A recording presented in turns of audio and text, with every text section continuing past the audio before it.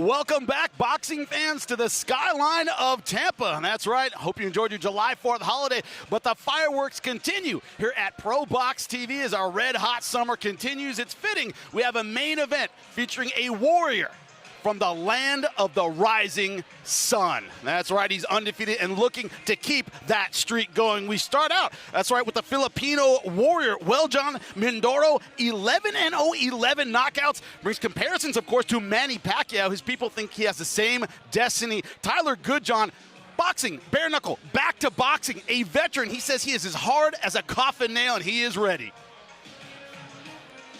Next up, 8 rounds in the light heavyweight division. It is Najee Lopez versus Steven Sumpter. The kind of fight you see here at ProBox TV, both undefeated, both looking for a breakout performance. Also, Sumpter says there are flaws in the game of Najee Lopez. I will find the holes in his timing. I will knock him out tonight.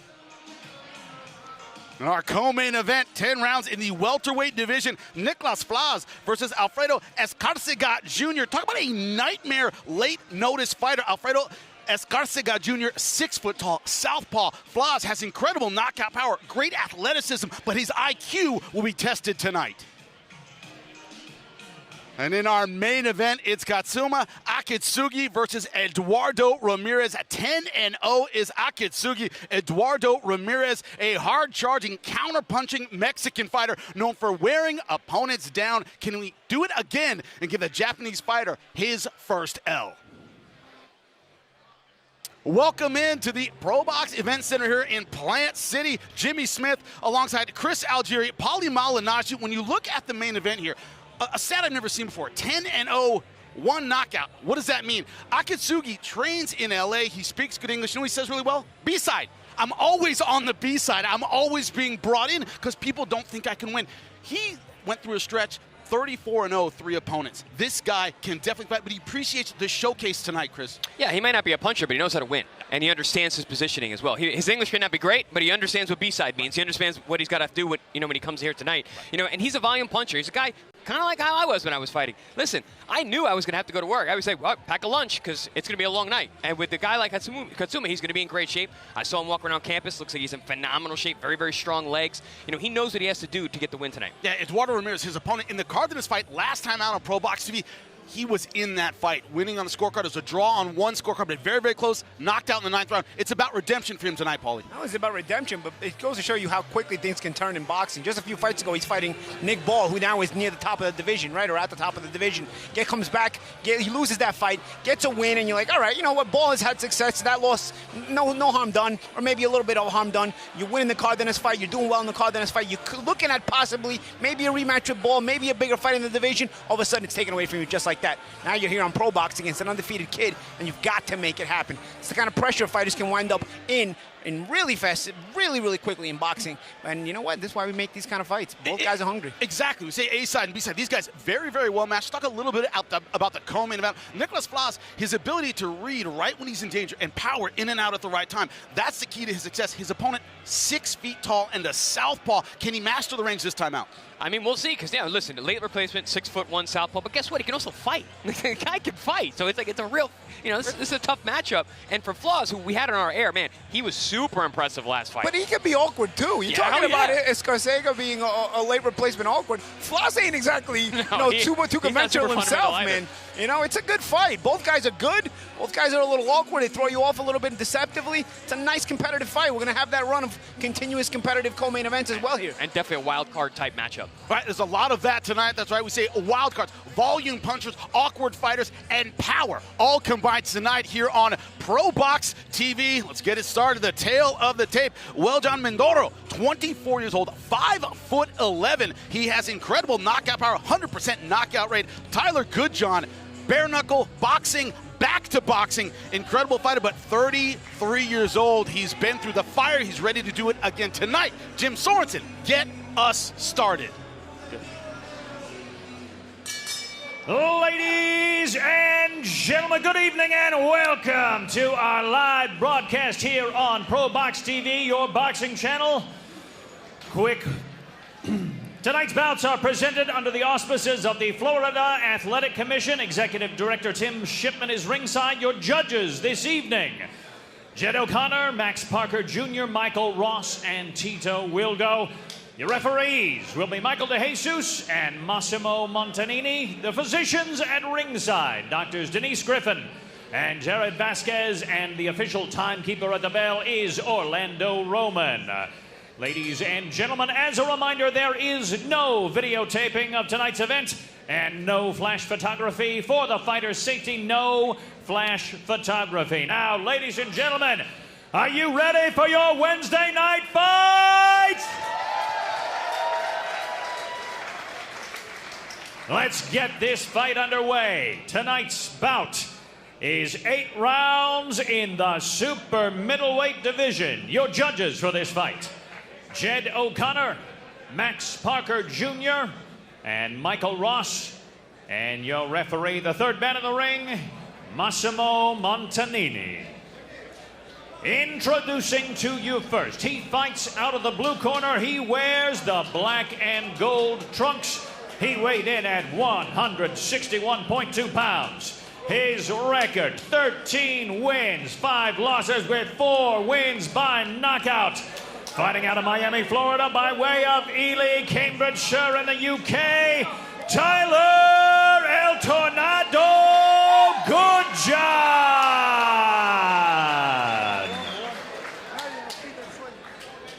And his opponent fighting out of the red corner, he wears the red and blue trunks. He weighed in at 161 pounds even. He is undefeated. His record, 11 wins, 1 draw with all 11 wins by knockout. Hailing from Dominion, Zamboanga del Sur, Philippines. Give it up for Goodjohn Triggerman Mindoro.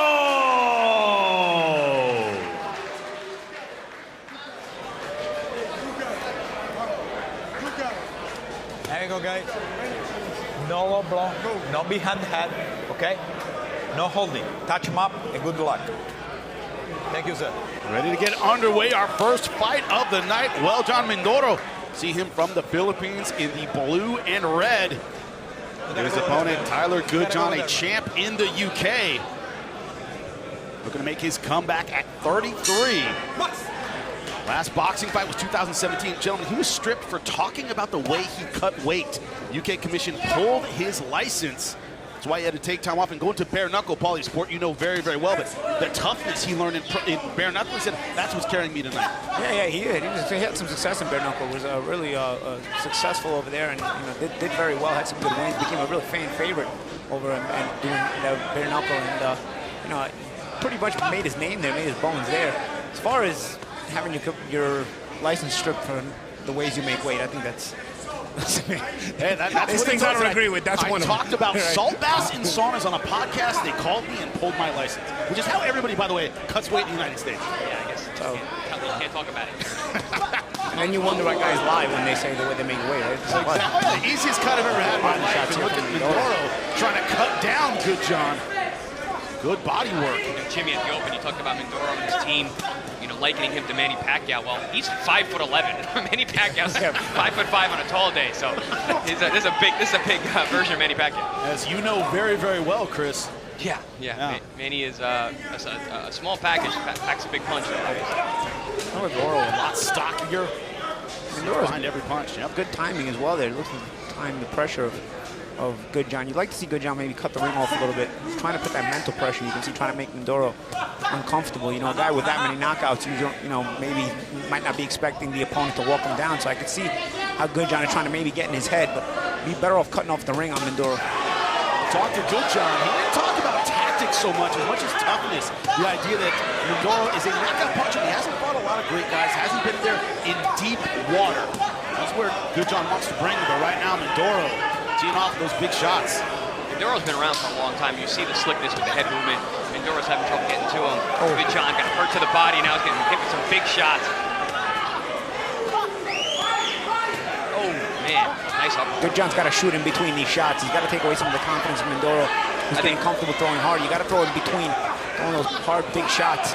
This all started with a body shot, so champ. I still think he's struggling from that body shot a few moments ago. Yeah, I agree with you there, champ. Trying to take a deep breath is the former boxing champ from the UK. Making his return to boxing, putting on those gloves, man. It's a different world. Feels so much better than getting hit with a bare knuckle. Now, Jimmy, you said he's only 33. I was surprised to hear that. He's been around for a very long time. You know, look at 2012, 2011. You know, a solid pro for him. Oh, good shot. Nice uppercut. Jimmy, I gotta be honest, that good bare knuckle, 8-ounce gloves hurt more.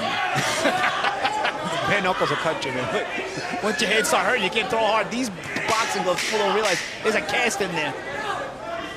And 8 ounces is light. Yeah, I mean, they're basically mittens.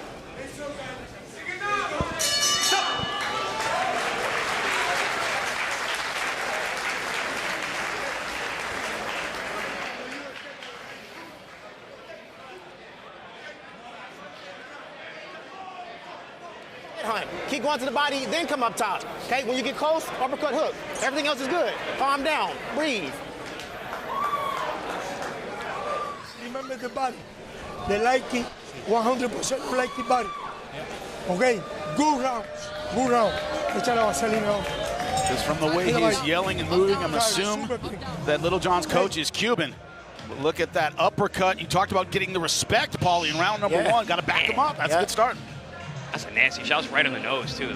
Those hurt. Uppercuts hurt. And Mindoro had himself a good round, but you see Goodjohn is not the kind of guy that goes away that easily. You know, he'll get in your face. He's trying to press. I'd love to see him cut the ring off more. Mindoro is finding that escape to his own left, to the right of Goodjohn a little easier, and it's allowing him to get a breathing space in between the hard punches he's throwing.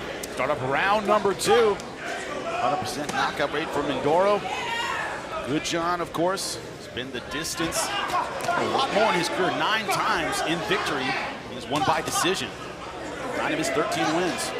He's an 18-fight pro. He's showing that, you know, that experience that he has over Mindoro. You know, he's got the 6 bare knuckle fights as well. So a ton of experience for Goodjohn, and he's trying to use that to take advantage of Mindoro. Yeah, and he's getting confident. Listen, he's landing some harder shots. Mindoro now is like, all right, I got a crazy guy in front of me. Also, he's backing the puncher up. A lot of times punchers don't punch the same way when they're on their back foot. Exactly, champ. Oh, and now when Goodjohn, he's getting confident, doubling up on the left hook. Oh, good uppercut there from Mindoro. Both uppercuts from both of these guys have been very, very sharp. You know, Mindoro, you got to understand, he's got all these knockout wins. He might be the kind of guy who also has been used to hitting guys like this and they go away. Yep. And instead, Goodjohn not only hasn't gone away, he's getting in his face. There's a psychological ploy here that also starts to wear on you. So Mindoro, you know, this is part of the maturing process as well. You got to deal with guys like this. Sometimes you're not going to be able to get rid of them. You're going to have to deal with them. And let's see if Mindoro is able to deal with Goodjohn, who now is growing in some confidence. Greatest quotes I ever heard about boxing: when an intimidator fails to intimidate, he becomes intimidated.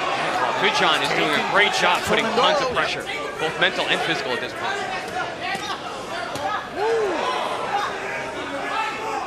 Slick upper body move from Goodjohn, man.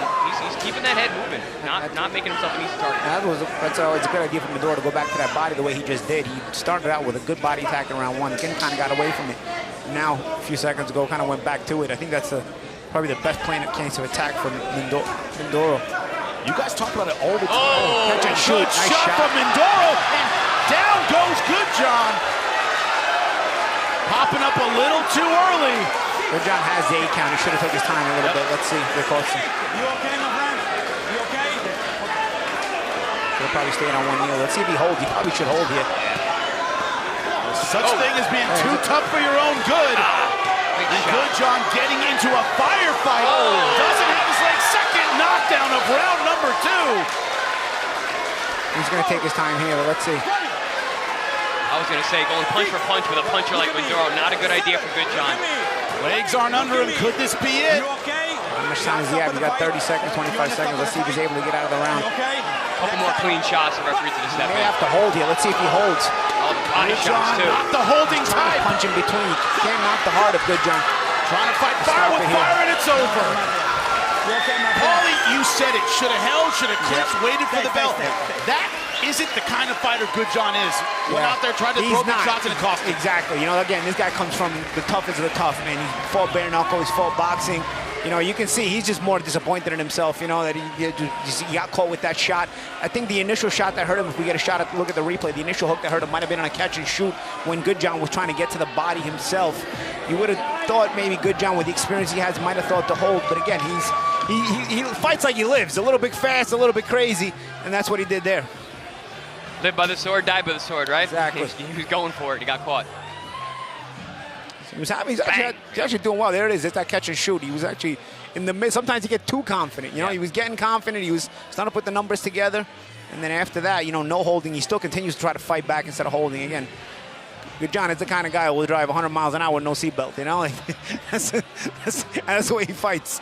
Your greatest strength can be your biggest weakness, and that was the weakness in this fight, is willingness to fight.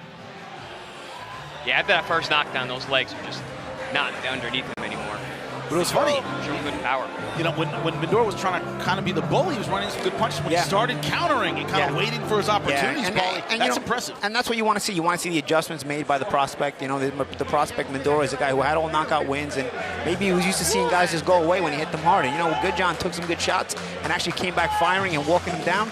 Mindoro had to think back and say, oh, man, this guy's not going away, and he's getting in my face. How do I adjust? Well, you know what? He adjusted very well. Using the defense to transfer to the offense, catch and shoot, and then starting to take that momentum and try to stop him. And he did just that. Yeah, early on, this was a firefight from the start. Mindoro trying to use that length and power. It's really good to body work there. That had Goodjohn in some trouble in the first round. But then along the ropes, that was the place where Goodjohn was able to do some really good work, because the height of Mindoro was not getting low along the ropes. Here we see him again on the ropes again, and then it was champ, that catch that was and it shoot. right there. You see, that's where he was having the success, when you had Mindoro on the ropes. He got a little too comfortable, and then and Mindoro was able to use that catch and shoot left hook. And, you know, you talk about the punching power of Mindoro. It takes just that one shot. The catch and shoot hook hurt him, and then the rest of it was just a matter of finishing off Goodjohn. I also like how Mindoro went for it, though. He had his man hurt. He let go with both hands, was picking nice shots. So, you know, that shows some good punch selection from Mindoro. Yep. Good learning fight. Incredible performance from the undefeated Filipino. Jim Sorensen will make it official in the second round knockout. Ladies and gentlemen, this fight comes to a close at 2 minutes, 46 seconds in round number 2 for your winner by knockout and still undefeated, Well-John Triggerman Mindoro. Well, let's make it 12 for 12. This one in the second round. Had to dig a little deeper. Had to use that IQ. Had to use that playbook a bit, Paulie. You said you got to have different game plans. Yeah. He had to dig into a playbook a little bit. Exactly, and as you mature and move your way up the ladder as a prospect, you're gonna wind up seeing different kind of opponents that make you use the different weapons in your bag of tricks, and you're gonna have to expand that bag of tricks. I think Mindoro had to show maybe a little something more different than he had to in the past year. A guy who wouldn't just be intimidated by his knockout record, actually wanted to get in his face and wanted to see if he had the mettle to deal with a guy who was in his face despite the knockout record. And that's exactly what happened. Chris, it's a lesson on the other side. Right when you think this guy didn't hit that hard, that's when you should be watching out.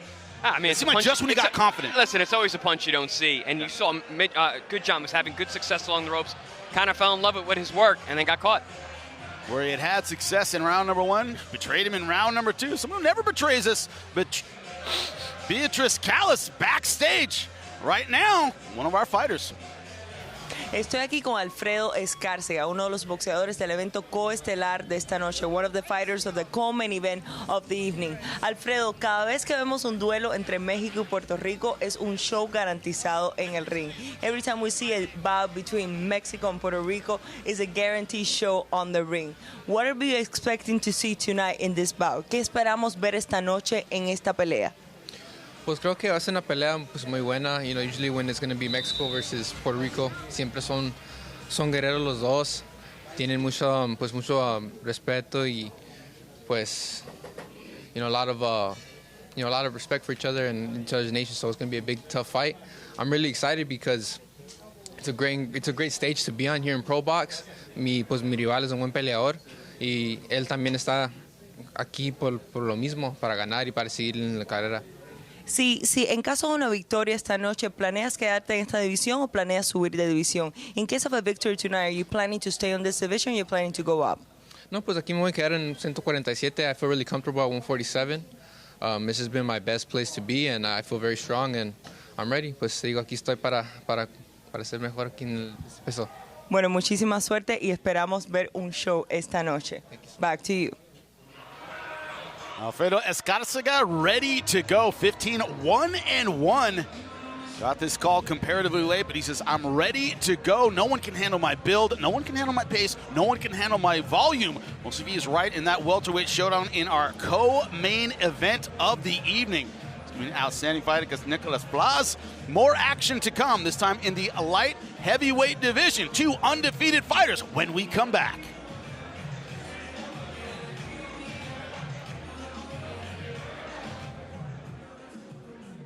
Wednesday Night Fights.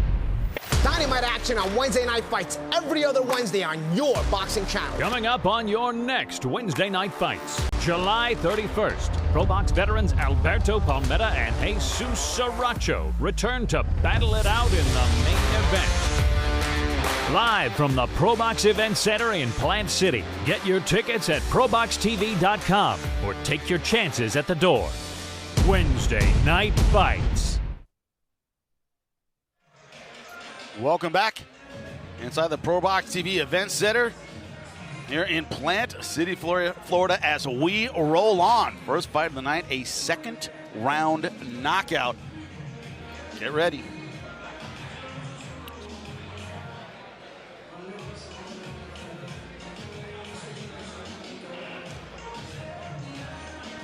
Welcome back to the ProBox TV Event Center here in Plant City, Florida. Beautiful second round knockout. Our first fight of the night. Get ready for action all night long. We talked about it in the opening of the show. There are a lot of fighters with contrasting styles tonight, right? Different builds, a lot of volume punchers taking on knockout fighters, taking on counter punchers. That's going to be a theme, is who makes the right adjustment at the right time. Because I think that's the theme tonight, is who makes the right game plan. Well, listen, our matchmakers are some of the finest in the industry, and they make good fights. We're not looking to build anyone up. We're trying to make excellent fights, competitive fights, and we have a card just like that tonight, as usual. As always, we pride ourselves on even matchups. An even matchup coming up, hopefully, August 3rd. That's right, with one of the GOATs. Let's get our ProBox team's opinion on it right here.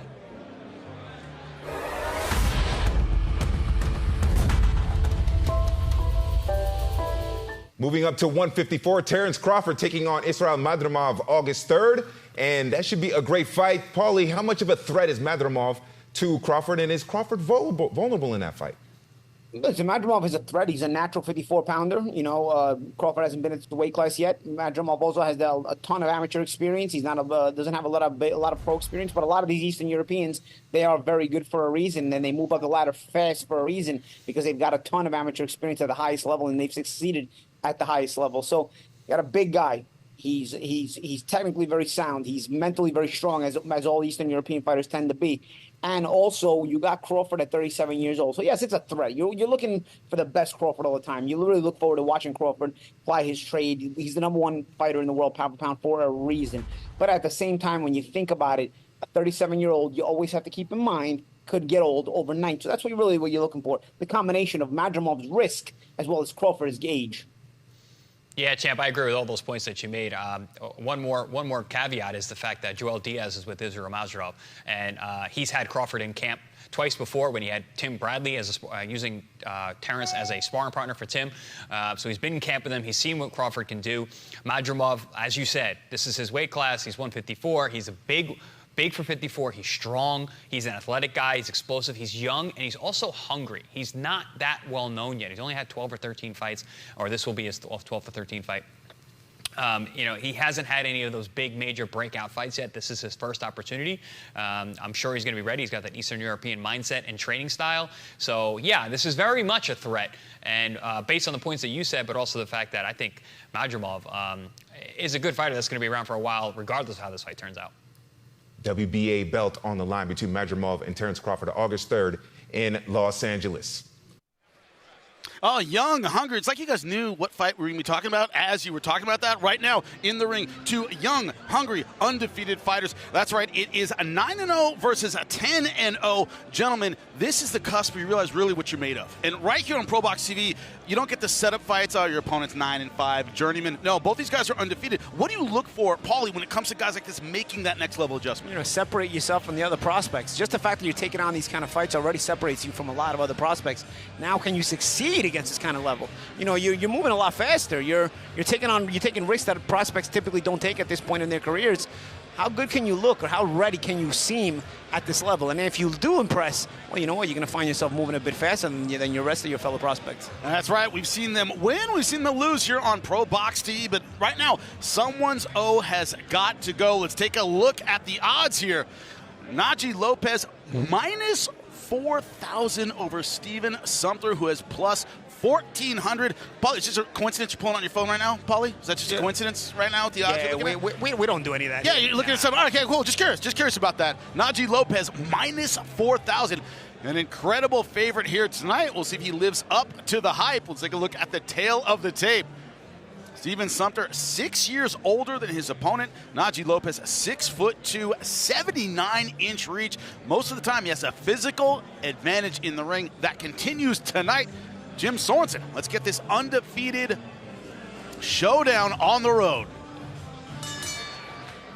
Ladies and gentlemen, we are back. And I have to say it, somebody's O has got to go. Ladies and gentlemen, this fight is scheduled for 8 rounds in the light heavyweight division. Your judges, Tito Wilgo, Jed O'Connor, and Max Parker Jr., and your referee in charge is Michael DeJesus. Introducing to you first, he fights out of the blue corner. He is wearing the white trunks with black and blue trim. He weighed in at 174.4 pounds. He is undefeated. His record, 9 wins with 1 draw, 7 of those wins by knockout. From Pittsfield, Massachusetts, give it up for Steven the Savage Sumpter!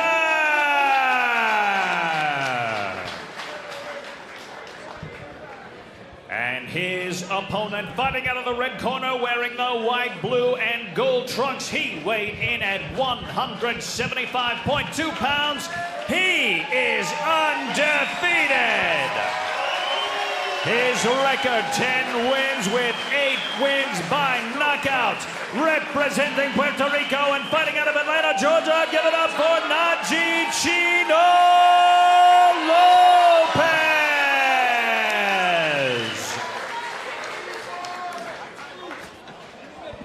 Guys, come in the middle. Oh. All right, guys, the rules were told to you in the locker room and in the corner. You guys know what I expect. Now, this is going to be good. Anything under this is going to be low. Anything under this is going to be low. Touch gloves if you want to. If not, go back to your corners. You heard the crowd erupt for Najee Lopez. A lot of fan support here at ProBox TV. He's fought in this ring several times. Looked great every single time. Last time out, toughest fight of his career against Marco Escudero. Won that one by majority decision. You know, I like what Sumpter said in the interview. He said, listen, I've seen holes, and I'm going to take advantage of them and knock him out. I like that confidence. And you saw that right away. He came out with a big straight left hand to the body of Najee Lopez. Very smart way to start the fight. Also, in that tough majority decision, you know, Lopez started out with, you called it on air, an educated lead hand. He's very good with the lead hand, but built up a lead and then had to, you know, kind of hold on in the middle, you know, as his opponent came back. And could it be that slow start from Sumpter, waiting on that lead hand a little bit? Is that smart? Start a little bit slower, Paulie. You know what? It's going to be a bit of a different type of chess match here with the southpaw. Sometimes lead hand is a bit complicated to use against a southpaw. You know, I believe it can still be used, but a lot of fighters, a lot of right-handed fighters will typically adjust the way they use their lead hand against a southpaw. We'll see how this thing kind of starts evolving. We do see an aggressive Najee Lopez trying to walk down Sumpter. Backing him up to the ropes here. Najee's a good ring general. He's controlling the center of the ring. He always has the height and reach advantage of his opponents. He's very, very tall for the weight class. He's got that good educated lead hand. But Sumpter, I mean, he's boxing well out of that southpaw stance. He's got a very good, tricky left hand that he's been letting loose, you know, to the body of Najee Lopez, which I think is very smart. Against Gildo DePes today here at ProBox TV, his opponent was 6'5". He was able to floor him more than once en route to a knockout. So he has fought fighters who were taller. He's looked good against them. Right now he has a reach advantage and he's using it. Oh, beautiful body shot. Beautiful body shot. That hurt Sumpter. It hurt him bad. Yeah, Sumpter holding on real tight there. He was looking for the moment to jump in there, doing what Goodjohn didn't do last fight. Holding on. And he felt the shot. Lopez, a little trash talk in the ear. Roy Jones Rooster there, opening his hands up. The physical pressure with these kind of shots, combined with that mental pressure too, as he's constantly in the face of Sumpter, and may start to pay dividends. Sumpter's trying to show his poker face, but man, those body shots stick with you. And 50 seconds left in round number 1. Doing the veteran thing though, hanging back, trying to get his win back. No, I think Lopez is being smart because he's felt some of that power on that left hand of Sumpter. He throws a tricky left hand, so got to be careful early on. But he's still staying in his face, still keeping at a proper distance where he stays protected, but at the same time continues to put that mental pressure on Sumpter. So it's something that to keep an eye on too. That can also wear down an opponent. The constant mental panic. Good shot by Sumpter, speaking of left hand. Yeah, he times it really well. There's no fat in that punch. He doesn't telegraph at all. He lets that left hand go nice and smooth. And Naji's kind of smiling about it. He's like, all right.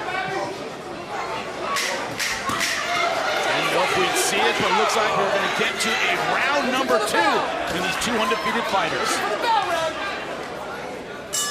Don't throw punches.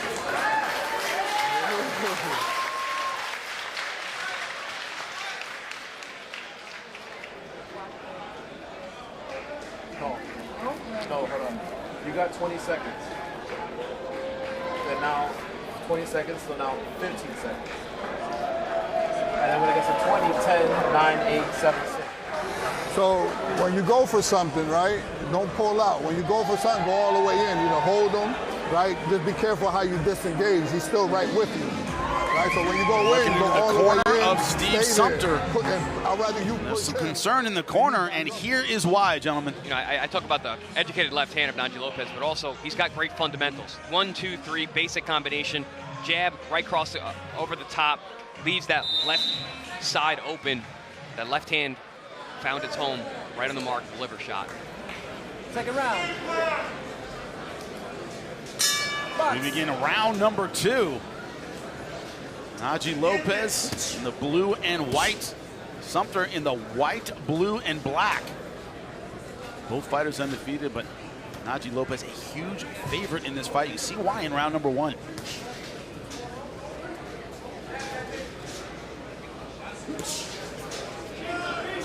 Another thing about Naji Lopez, obviously he's got the physical talents, he's got the big amateur background, he's super talented, but he's been building his career on our air. So he's had no easy fights. Every fight, everybody has an opportunity to do damage, to win rounds. Here we see Sumpter, another undefeated guy who's coming on right now.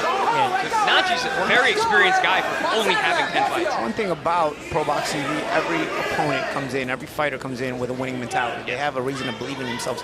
So you never really get those kind of fights where you kind of hit a guy a couple times and he was already kind of has that half belief to begin with, where he just showed up for a check. So a couple of good shots and he's like, all right, I don't need this. This is too difficult. Oh, big shot from Sumpter. And that's that big left hand again by Sumpter. You mentioned that, champ. And then that's the thing about Naji's career. You know, every single fighter he's fought has believed they can beat him, and they've showed up with that kind of body language, and it's had to be Naji who's had to beat it out of them. And Sumpter, again, is the same kind of guy. Yeah, he kind of goes into these little peekaboo defenses, but he's looking at time Naji with hard shots and can be tricky. Done much better with the power shot in round number 2. Big left hand from the southpaw stance. We talked about the fact that Lopez does tend to, extend his punches a little too long and leave openings for the counter shot. You can see the power in Sumpter's shots, man. He's explosive. He lands with good power. He's got a big knockout record as well. 7 KOs in his 9 wins. One criticism I would have for Sumpter, when he does land a good shot, he doesn't follow up. Kind of goes back to ropes, allows Naji to kind of dictate where the fight's going to be fought at. Good exchange here. And Sumpter doesn't really take the lead after landing some shots. It's Naji who's controlling the pace, and that's why he's probably winning the rounds, even though Sumpter does some good moments. This is where Naji's really dangerous. When he starts running those numbers, letting his hands go, he's very good at finding openings in people's defense.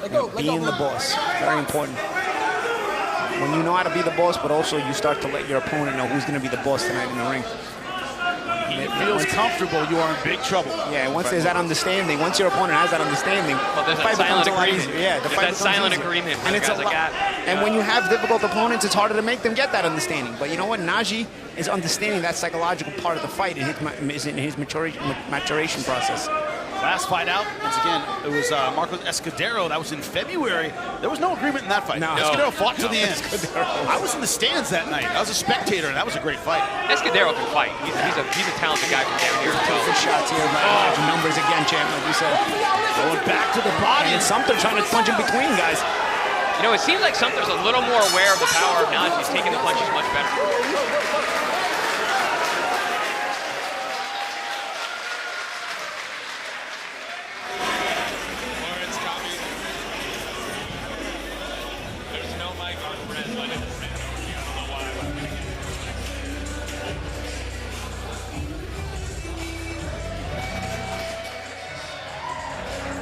You got to slow the pace down. He's not respecting you. He's coming at you full speed. Welcome back to sort of round number 3. Najee Lopez versus Steve Sumpter. So far, no agreement yet, Paulie. No agreement no yet. No quitting anyone yet. No agreement yet, but I do think Sumpter has to make a little bit of an adjustment in terms of when he does land a decent shot, he's got to take advantage and follow up and try to start bossing the real estate in the ring. Even when he does land the occasional good shot, it's the consistency remains with Najee Lopez, and Najee Lopez kind of dictates where they're going to fight the fight, and Sumpter goes back to the rope. So if he's going to start winning some of these rounds instead of just having good moments, he's going to have to start dictating a little bit more and taking the initiative after landing a good shot. Chris, something we hear all the time in the corner is, all right, you've taken the best. All right, this is round number 3. You've taken his biggest punches. Now you're okay. That confidence building, you've seen the worst. Is that what you tell your guys? Well, I mean, sometimes in fights, I remember this. I've been hit with jabs in the first round that rocked me, and then I fought all rest of the fight, getting hit with big shots and never got hurt. Sometimes the shock value getting that out of your system is hard. See, there's something. Lands some good shots, and what does he do? He kind of goes back and waits, and now Najee's trying to start to walk him down again. Nice short uppercut from Lopez. And you see the difference with Najee Lopez. He lands the uppercut, and what does he do? He follows up and walks back to something. Big difference in the psychology of the fight and the approach to the fight, and it can make a difference on the scorecards. Is that also, as you said, a level experience thing? He's fought higher guys, and he knows you can't let him off. It is. He understands how to control the fight a little better. Always going to that left hook to the body, right to the liver. And it's something that you do need to understand before you get to a world-class level regardless. The best fighters in the world have that understanding of dictating the ring. Otherwise, you're going to burn way too much energy, you know? Lopez is excellent at cutting off the ring. He's got that size. He's long, he's tall, he's got long legs. He controls the center of the ring. He takes one half step and he cuts you off, and he lets his hands go. Oh, good counter uppercut. Nice shot. Good shot, catching Sumpter coming in. I tell you, Sumpter's the anti-Goodjohn. Every time he's hurt, he does hold. Yep. I love that lead uppercut against the southpaw. They don't see it. It comes from underneath the elbow. Oftentimes, it's a shot you just don't see it. You know, he used to do that to right-handers on southpaw. Is that judo? Yep. Oscar had a really good one. He used it against Bernard Whitaker. Yeah. That lead uppercut. Right now, great power punches coming from Najee Lopez. Seems to be, as you said, Paul, the boss so far in this fight. Certainly the ring general. Yeah. And for the optics to the judges, it really is a big deal. Sumpter is a confident guy. He knows how to sort of be a headache, but does he know how to win the fight at this level? And right now, I'm not seeing that he understands how to win the fight. What I do like about Sumpter is he is willing to punch with Lopez. Lopez throws combinations, obviously. He's winning the moments, he's controlling more of the space, but Sumpter is willing and able to punch in between some of those shots of Najee Lopez. Later tonight, our co-main event, 10 rounds in the welterweight division. Nicklaus Flaz versus Alfredo Escarcega Jr. 6-foot-tall welterweight. Going to make an impression here on ProBox. Najee doing a good job here of creating opens. Stepping around, looking for the shots. Wants to get back to that body because he knows he can hurt him there. One thing about what Najee got for a tall guy, even for a tall guy, at close range, he knows how to keep those shots nice and short and really find the openings. Good shot selection as well. Stays really calm. He's got great fundamentals, good hand position. Nice uppercut through the center once again. Holding on at the bell is Steven Sumpter.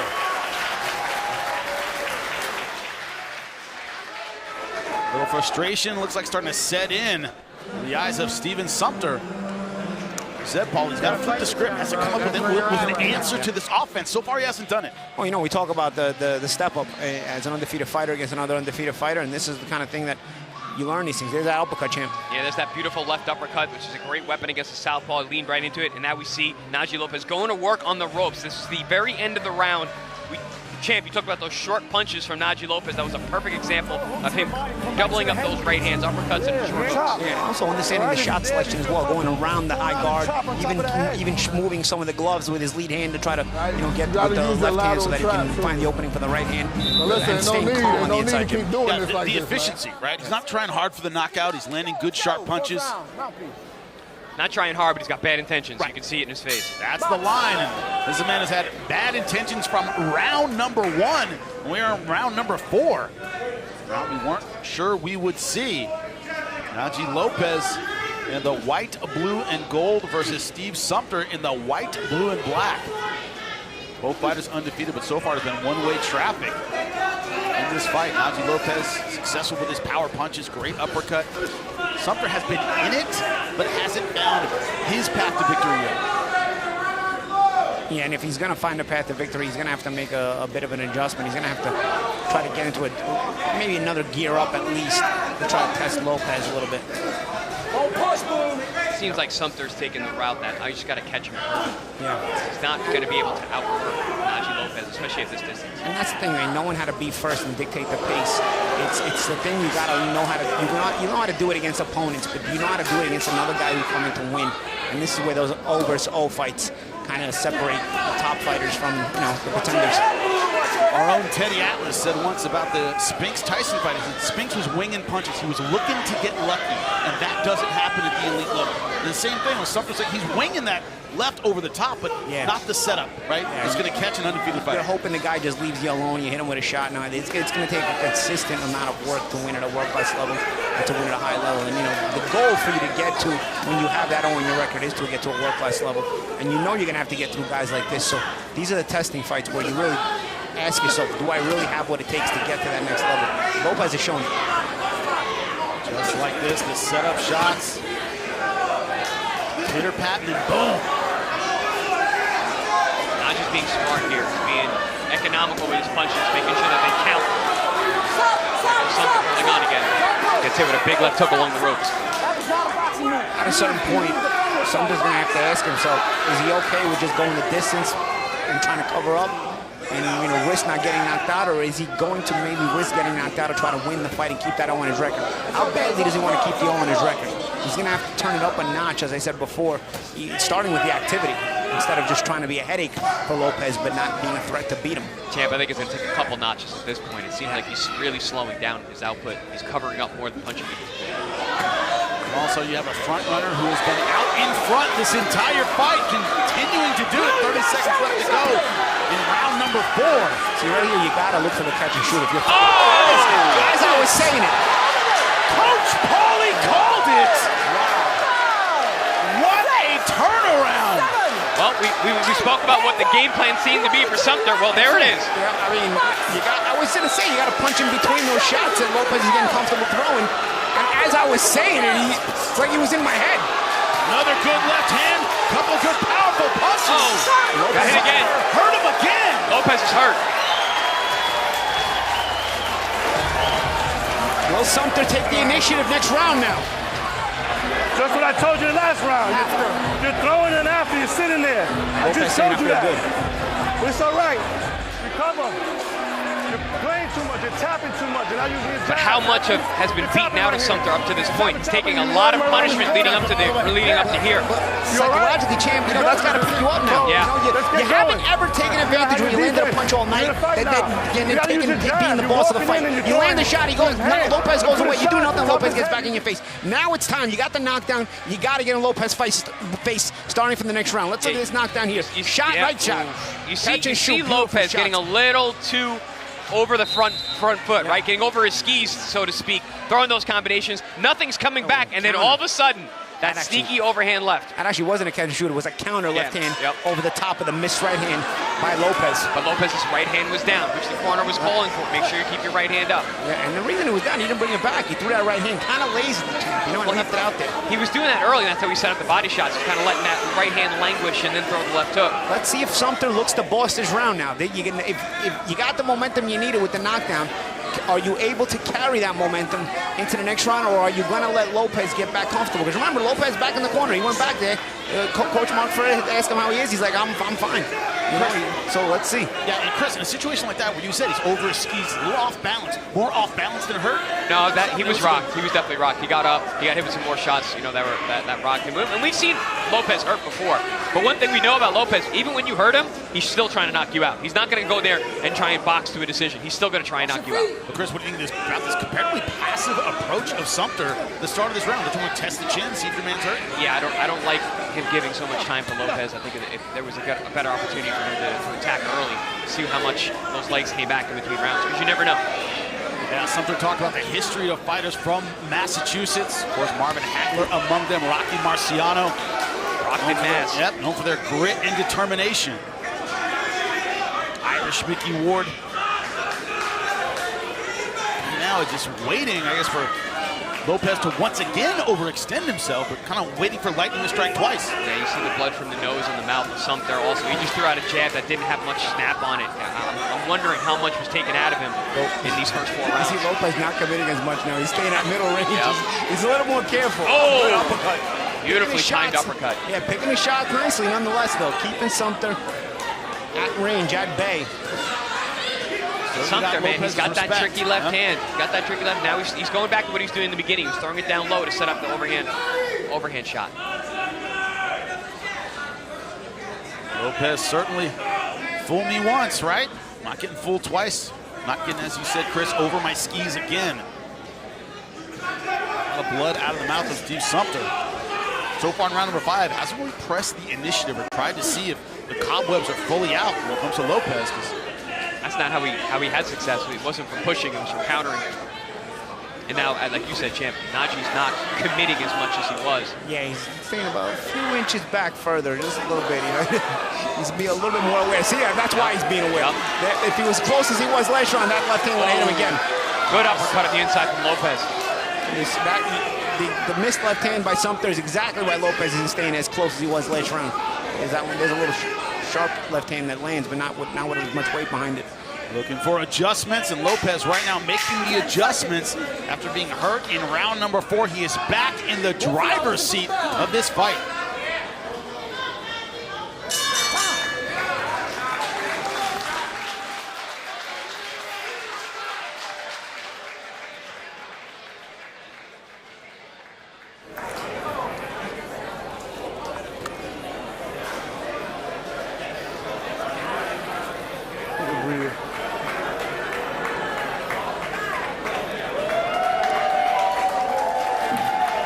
Why we not using the jab? Next round, I got you. And that right hand gotta be here. You back it up, Welcome you back to the dropping it. corner of Naji Lopez. That left hand, I see it, but you're right. I'm in this corner for a reason, You're man. 100% right. But that should have never happened. Come on, man. Let's lock in, man. Let's pop the jab, shoot that. You gotta get low. Let him punch down low. Come up high. Let's go. Suck it up. Talking to young fighters, undefeated, trying to convince them that, hey, follow my strategy. Don't follow always what you think you should do. There's a reason this cornerman said, I'm in the corner. Round number 6, scheduled for 8. Naji Lopez in the white, blue, and gold. Steve Sumpter in the white, blue, and black. Sumpter from that southpaw stance, getting a knockdown in round number 4, but round number 5, looks like Lopez back in his comfort zone. Yeah, other than the knockdown, it's been all Lopez all night long. Very dominant, controlling from the middle distance and whenever he's been able to pin Sumpter along the ropes. Sumpter's throwing some mustard behind those left hands. He can punch, man. You can see it. You can see that right away. He's got to set it up a little better, though. You know, he caught Lopez leaning in when he got the knockdown, but if he wants to land the lead, he's going to have to disguise it a little bit. He's throwing like he's throwing a baseball. Sumpter's corner is saying go low to set up that shot. Yep. Lopez is going to see those. That's what he said in his corner. I can see those shots coming. Don't worry, coach. Oh, good body shot again. I mean, about deceptive entrance. Lopez knows how to use it. That little double left hand short, double jab, right hand hook to the body. Disguise the entrance with the split double jabs. Sumpter's an explosive guy. He's got some hand speed. I'd like to see him busier. You see why he is undefeated up to this point. But he has needed more tonight. That hasn't been in his playbook. Yes. Naji just has a much deeper toolbox. I wonder if there was a prop bet for a Sumpter knockdown of Lopez, you know? We talked about that. It would have been a great pick. Into the odds in the beginning.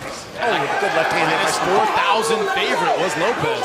Plus 1,400 for Sumpter. Yeah, which was a bit harsh, I think, on Sumpter. Yeah. Sumpter showed up to win, man. And especially because we've seen Lopez hurt in the past. But I tell you, man, I notice when you make competitive fights, the odds makers get confused. Because boxing spoils them so much. Even with the Riyadh fights, man, there's a lot of upsets, man. The whole card was they beat Vegas. I tell you, the that. boxing odds makers have been so spoiled with boxing that all of a sudden now, when you got networks making competitive fights, they're thrown off all over the place. Not used to working for a living. Our boxing odds makers. Oh, right now Lopez going to work in the corner on Steve Sumpter. Remember, this is where Sumpter had success in round 4. Lopez got aggressive. Sumpter's shown some good durability because he's taken some heavy shots. Lopez definitely has power. He's got great knockout percentage. You've seen him lay guys out here. I think Lopez was smart there in that when he had Sumpter in the corner. You can either be too close or you can be too far out for Sumpter to be effective, or too close for Sumpter to be effective so that he can't get leverage on his shots. And there, on the inside in the neutral corner about 30 seconds ago, Lopez knew how to be just close enough to where Sumpter got no leverage on any of his shots. Well, Champ, you said it, you know, for Naji Lopez, even though he's tall and long, he's a very good inside puncher. Mm-hmm. He first shot short.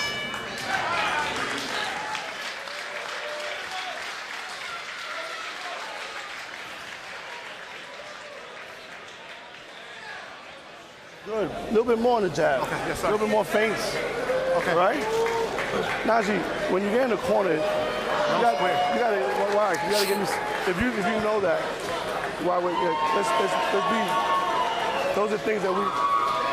Come on. Work that. Be there. You're not comfortable. Turn. Don't sit there. Turn and shoot your shot. All right. Welcome back inside the corner. You hear him of Naji Lopez, but join us July 31st. That's right back here, ProBox Event Center, 10 rounds in the welterweight division. Palmera versus Saracho. Argentina versus Mexico. It's going to be a fun one yet again. Maybe not to my Argentine companion here, Chris Algieri, right? Palmera we've had on our air before. It's an exciting fight. Actually, we've had both guys on our air. Both are very exciting fighters. That's an excellent matchup. Yeah, Saracho's a dangerous guy, too. Knows how to fight. Very talented, yeah. And I think Palmera was an Argentine national champion. You know, even he had a good amateur Great background. fundamentals. Both guys have really good amateur backgrounds. Naji Lopez, 10-0, taking on Steven Sumpter. Oh, beautiful time. First knockdown for Lopez. Calling the slip. Oh, really? Wow. It'd be interesting to see that. I agree with you. I thought that was off. I thought that was hook. beautiful counter left hook. A half step back, right over the top. Little check shot. Referee says it was a slip. I'd like to see that again. That looked like a good, clean shot. We'll see.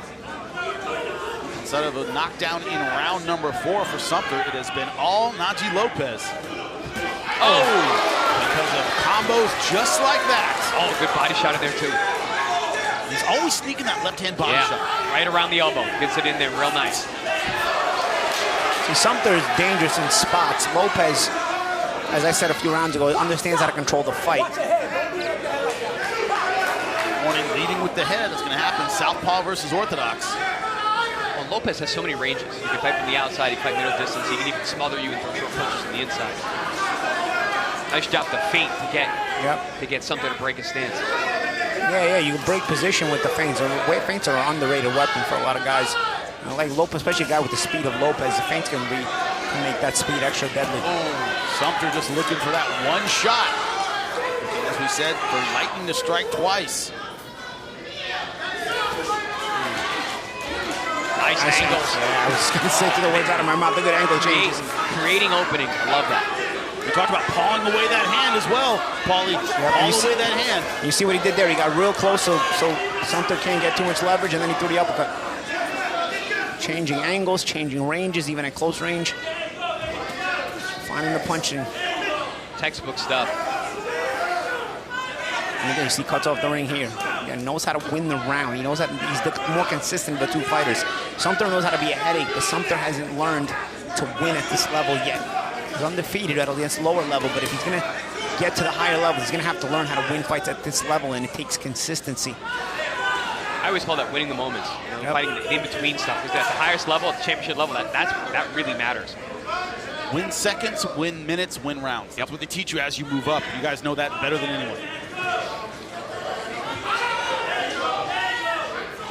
And as you said, you know, Sumpter's had moments, hasn't strung them in the minutes, hasn't strung those in the rounds.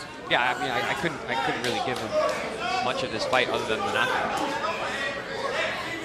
Yeah, this is one of those maybe wide scorecards, but really a tougher fight than competitive I've seen. Yeah, Sumpter earning it.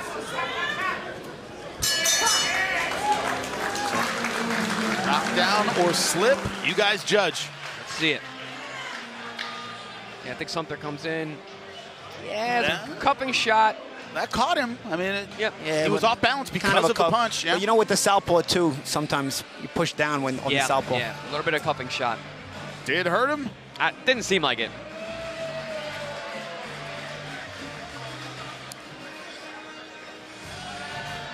Ready defensively. Come on, kid. All right. You get a jab. He's actually just waiting. He's setting you up. He's coming out, coming out. He's going to shoot that straight left coming up. Then feint. Double jab, feint, boom, boom. Chin down. Right here. Finish with that hook. Yeah. Let's finish with the hook, all right? Put some on my head. Last round. Come in the middle. So guys, keep it clean. Keep it clean. Commission wanted to see it again. I would call it a night. It was caused because of a punch. Off balance because of a punch. Called a slip by the referee.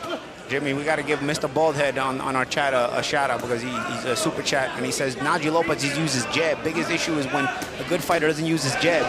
You know what?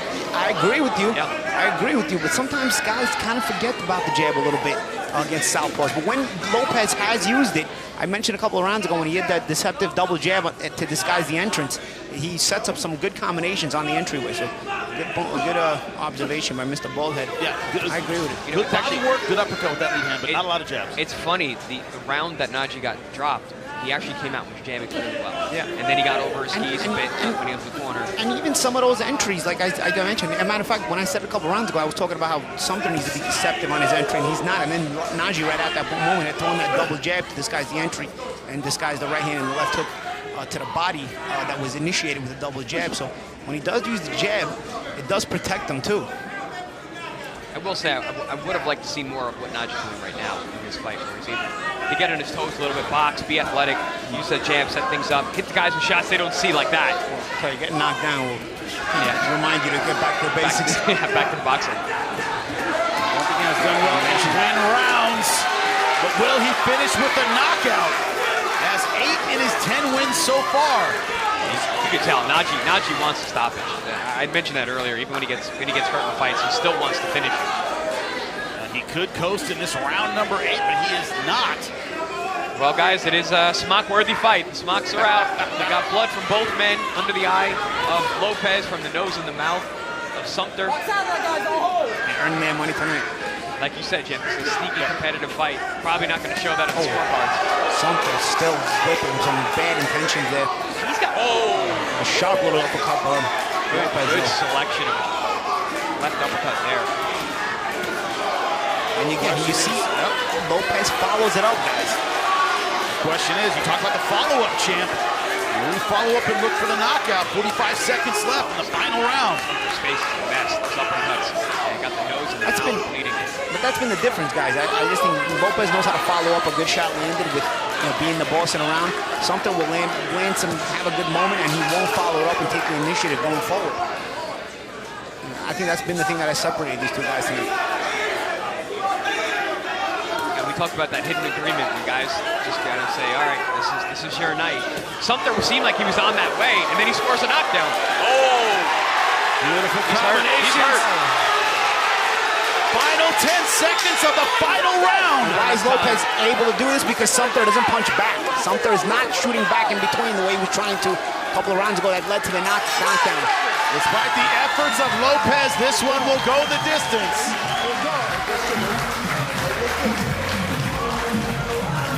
A little machismo and respect. A little half respect and machismo. A little bit of that. You know what? They gave each other some good work tonight, man. This was entertaining to watch. That was a good fight. Yeah. Lopez is telling his corner, your boy's tough, man. Hit him with some good shots, wasn't able to take him out. Able to get a knockdown in round number 4, but not enough to turn the tide. But you know what? On Sumpter's resume, he'll be 9-1, and in the L he took, a knockdown scored against the undefeated Najee Lopez. Doesn't look too bad going forward. He can build off this, and he can improve off this if he corrects some of the mistakes in this fight. I think he showed his quality too. Like I said, I would like to see him be more busy. He's got and good that's skills. The thing. That's the thing. I think his deficiency is a little bit psychological. He's got to understand that he's got to boss it against this level too. But also, I don't know if he did punch more, if he would have made a difference in this fight. True, Najee Lopez is an excellent fighter. We saw the distance control from Najee right away. We saw some big shots. Sumpter was setting up the left hand early on, going low to aim high. But whenever Sumpter's back was on the ropes, Najee Lopez was able to unload and land some big shots. There was a good left hand there from Sumpter. There's that beautiful lead uppercut to the southpaw Sumpter. Yeah, overall it was a performance when Lopez controlled the fight. But every once in a while, Sumpter will let him know, hey, I'm here. Yeah. Chill out. Bang. Don't get too comfortable. And that was the biggest moment that he let him know. Right on the money. Don't get too comfortable here, fella. Spun the head around of. That was not an off-balance shot. No, right in the chin. That was a beautiful left cross across the chin. Beautiful shot. That's the thing. Sumpter was tricky throughout. He was landing shots here and there. It just wasn't enough. Yeah, there was one that's not called a knockdown, but here it kind of looks like a little slap, especially on a southpaw. You kind of push them down with that lead hand cup. Probably a good call by the referee there. Again, those uppercuts were sneaky. You talk about a lead hand uppercut against a southpaw champ. Najee Lopez was very effective with it tonight. Saw the damage to the face of Sumpter. Great shots throughout from Najee Lopez. Certainly keeps his undefeated record, but what are the scorecards? Well, only Jim Sorensen knows that. Ladies and gentlemen, tell these gentlemen what you thought of this fight.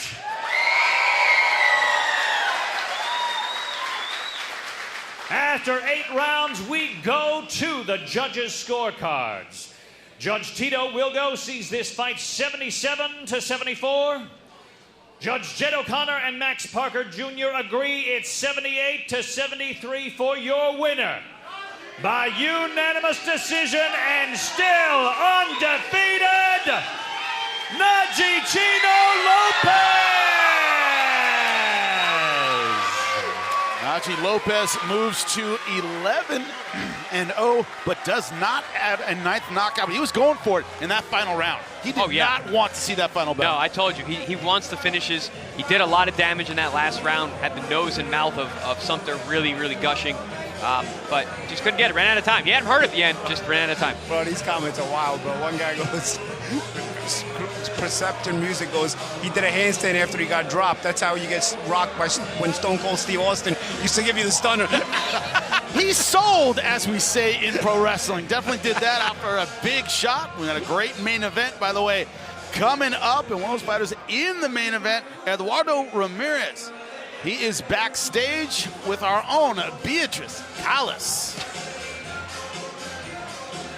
Eduardo Coreano Ramirez, one of the fighters of the main event of the evening, uno de los peleadores del evento estelar de esta noche. Eduardo, tu última pelea fue aquí en ProBox TV en abril del 2024 y aunque resultó en derrota, eso no te detuvo y después de una semana solamente de descanso regresaste al gimnasio y continuaste con tu entrenamiento. Your last fight was here in ProBox TV in April of 2024 and even if you lost, that didn't stop you and you kept going after just a week of rest.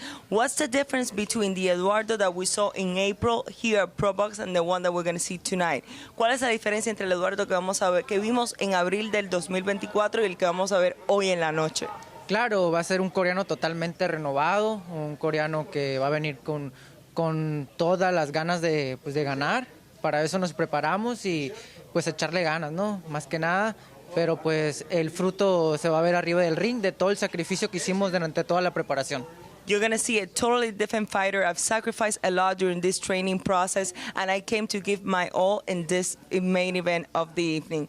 Eduardo, has estudiado mucho a los boxeadores japoneses e incluso fuiste a entrenar allá en Japón. You've been studying a lot the Japanese fighters, and you train even in Japan. So what do you think are the strategies to win the fight tonight? ¿Cuál crees que sean las estrategias para ganarle a tu oponente japonés esta noche? Claro, estuve en Japón entrando el año, estuve preparándome allá. Pues estudiar a los japoneses, son rivales muy disciplinados, son muy buenos peleadores, pero traemos la confianza y la seguridad que vamos a salir avante en esta pelea. Y pues más que nada pues agradecer a mi equipo por la gran preparación que hicimos. First of all, I want to thank my team for the greatest preparation that we've ever had. And studying the Japanese fighters is very tough because they're very disciplined, but we're confident that we came here tonight to win. Eduardo, mucha suerte, muchísimas gracias. Back to you. Thanks, Beatrice. That's what we're headed for in our main event of the evening. Eduardo Ramirez, you heard it. He started out in Japan. He knows how tough they are. Nicklaus Flaz, the fighter from Puerto Rico, has the fast hands, but Escarcega came here for the upset. Will he get it when we come back?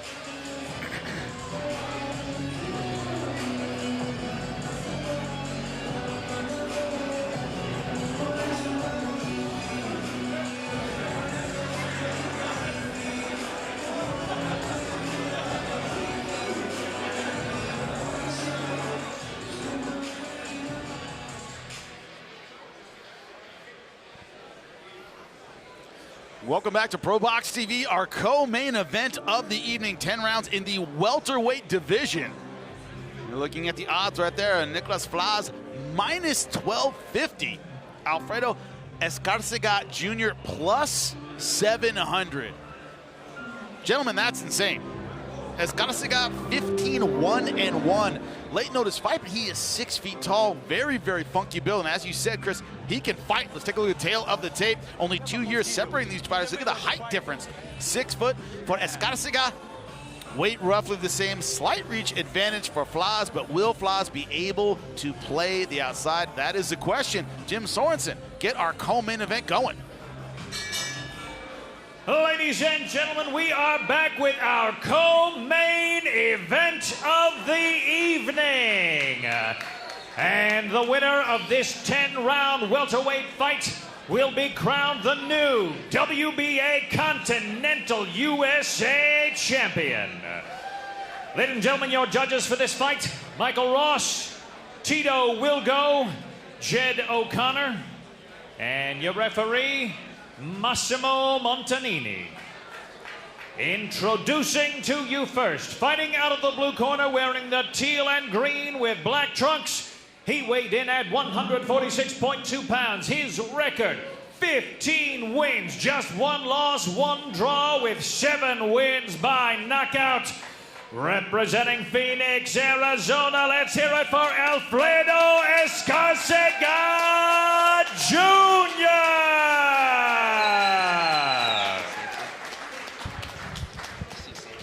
And his opponent fighting out of the red corner. He wears the purple and gold. He weighed in at 147 pounds even. His record, 12 wins, 2 losses, with 8 wins by knockout. From Vega Alta, Puerto Rico, please welcome Nicklaus Flaz.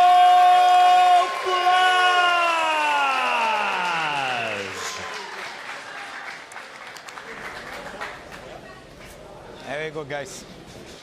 Respect the rules and respect each other. No low blow, no behind the head, no holding. I stop, break, okay? Touch him up. Touch him up. Okay, good luck.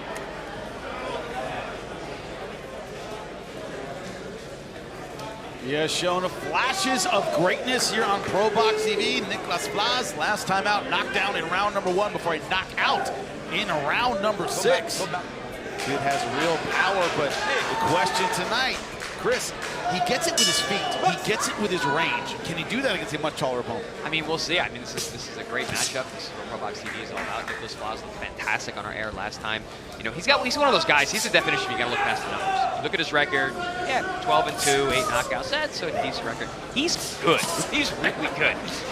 When he's on, he's good. That's the thing. He's been a bit inconsistent. That's why he's got the 2 losses. He comes out of nowhere, and maybe you don't get the same guy. But when this kid is on, he's on. Nice little left hand there from Escarcega.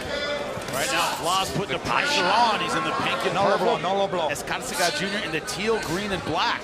Guys, Escarcega was a sparring partner for Mikey Garcia for quite a long time, so you know we can fight him. You know we can take a shot as well. Yeah, that's it. Good shots from Flaz upstairs. Flaz has those subtle distance changes. Just right in and out of range where he just confuses just a little bit and sets up his attack deceptively. That athleticism, gentlemen, he's able to pop in and out. He's got a beautiful little float. He floats in and out, lets his punches go very athletically, very smooth. Good shots there, taking that 40-footer in. Yeah. Taking on the southpaw, a lot of room for that right hand, and Flaz so far putting it to good use. Flaz is also one of those guys. He's been brought in many times in his career as a B-side against undefeated opponents, and then gets the win. Much like our main event, Katsuma Akitsugi says, I'm always on the B-side, doesn't lose. Go out there to win every time. That is definitely Nicklaus Flaz. Escarcega talked about the 1 loss of his career. He said, that was destiny. That was a plan to make me better, and it did make me better. Flaz is also interesting because as you watch him, like you look at him, the guy doesn't look like he hits that hard, but he builds his power as he goes. With that floating style, he comes in and out, finds his feet, and then really puts his punch together with some good power.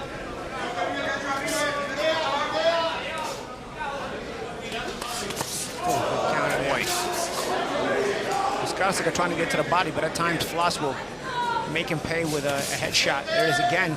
When you go to the body, your head exposed at times, so you got to be careful the way you go to the body. Definitely need to pay attention to this. Like these guys are punching with each other a lot. And I'm curious, Paulie, when you think of Escarcega, he's lowering himself a lot. He's kind of taking away that height advantage. He's going to be hunching over. Yeah, he's got to get a little closer when he goes down to the body. That lowering yourself a lot of times, lunging in, is because you're punching from a little bit too far out. Paul, I know you love that term, your turn, my turn.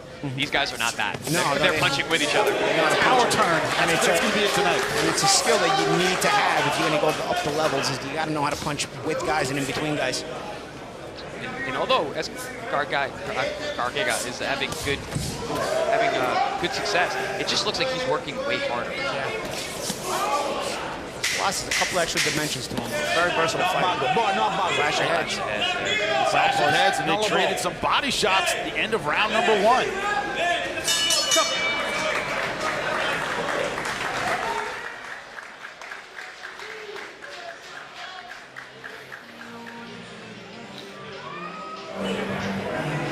¿Cómo te sientes?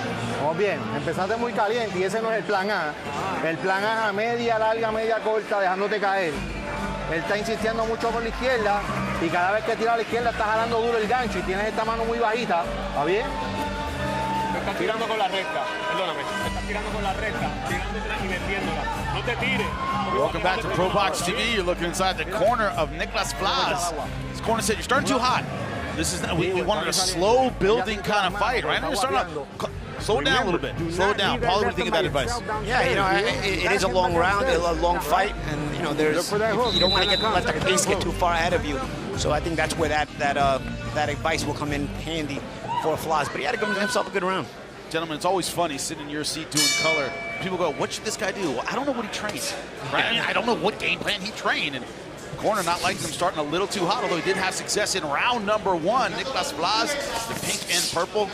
Escarcega Jr. in the teal, green, and black. We start round number 2. Jimmy, I may not know what he trained, but I know what he's good at, and I would agree with the corner. I would imagine they would want to start. So like I mentioned, like he's got that float, he finds his rhythm, he finds that power later on. He started out a little fast, a little hot, just like his corner said, and he got hit with some shots he probably didn't need to get hit with.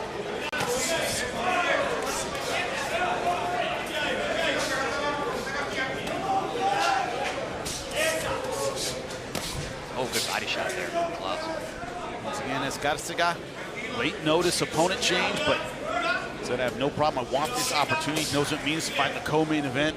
ProBox TV, action-packed fighter. That's been a hallmark of his career so far. He's going to the body, back and forth. And Flaz is trying to dictate the pace a little bit, backing up Escarcega consistently, trying to get in his head there. He definitely wants a shootout, but right now, Flaz having more success with that straight right hand. Flaz is just so comfortable, so calm, finds the openings. Flaz continuing to back up Escarcega nicely. Jimmy, we mentioned that Escarcega, 6'1", southpaw. Well, he's completely given up his height, so that's not a problem at all. That's why I asked Paulie about that. Single strength, he's kind of hunching over, giving away his height advantage. He's getting on par, like height-wise, with Flaz and just punching with him. Not using that height whatsoever. He's tall, but he's not fighting tall. Fighting hunched over. Luis Santamaria was that 6-round knockout for Flaz, and that was sweet. Last time out on ProBox TV. Again, knocked down in round number 1, knocked out in round number 6. These guys are careful with their heads. Very close. The head is just part of the combination. It's like 2, 3, 4, head, 5, 6. No low blow, no low blow. Flaz just so smooth. The way he slides and rolls. Even when he gets hit, it doesn't change his movement. It doesn't change his rhythm. Escarcega so far putting some money in the bank when they're exchanging. A lot of his shots going to the body. Yeah, they got smart. You got a guy who moves as much and as smoothly as Flaz does. Flaz's corner told him to control the pace as well on the pace. I don't think he listened. This has been a quick pace at this round. Ignoring that completely. Going back to activity and power punches. Good combination in the corner again. And he's throwing hard, too. Yeah, he is. Fighter from Puerto Rico feeling everything go his way. That's what I said about him last round. Like, early in the fight, it didn't look like he punches hard. And then all of a sudden, he starts to set down. He starts to let those hands fly with some movement. Chris, one thing when you study this guy, you go, man, the knockout comes from the feet, not the hands of this guy. He just floats perfectly into his shots. On the bottom. Super athletic, nice and smooth. I bet you he's a good dancer. The way he moves, he's got some rhythm. Puerto Rican, you know he's got the feet as we end round number 2.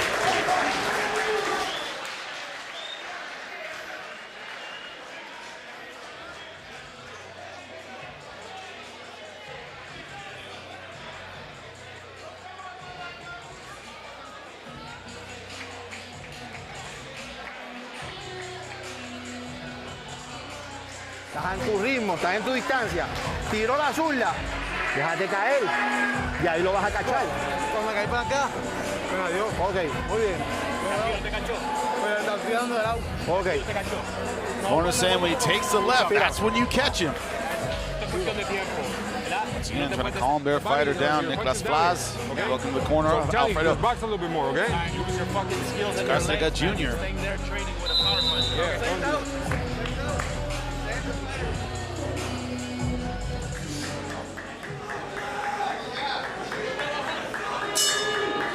In round number 3. Fight that has so far been controlled by the punching of Nicklaus Flaz. Very accurate with the right hand.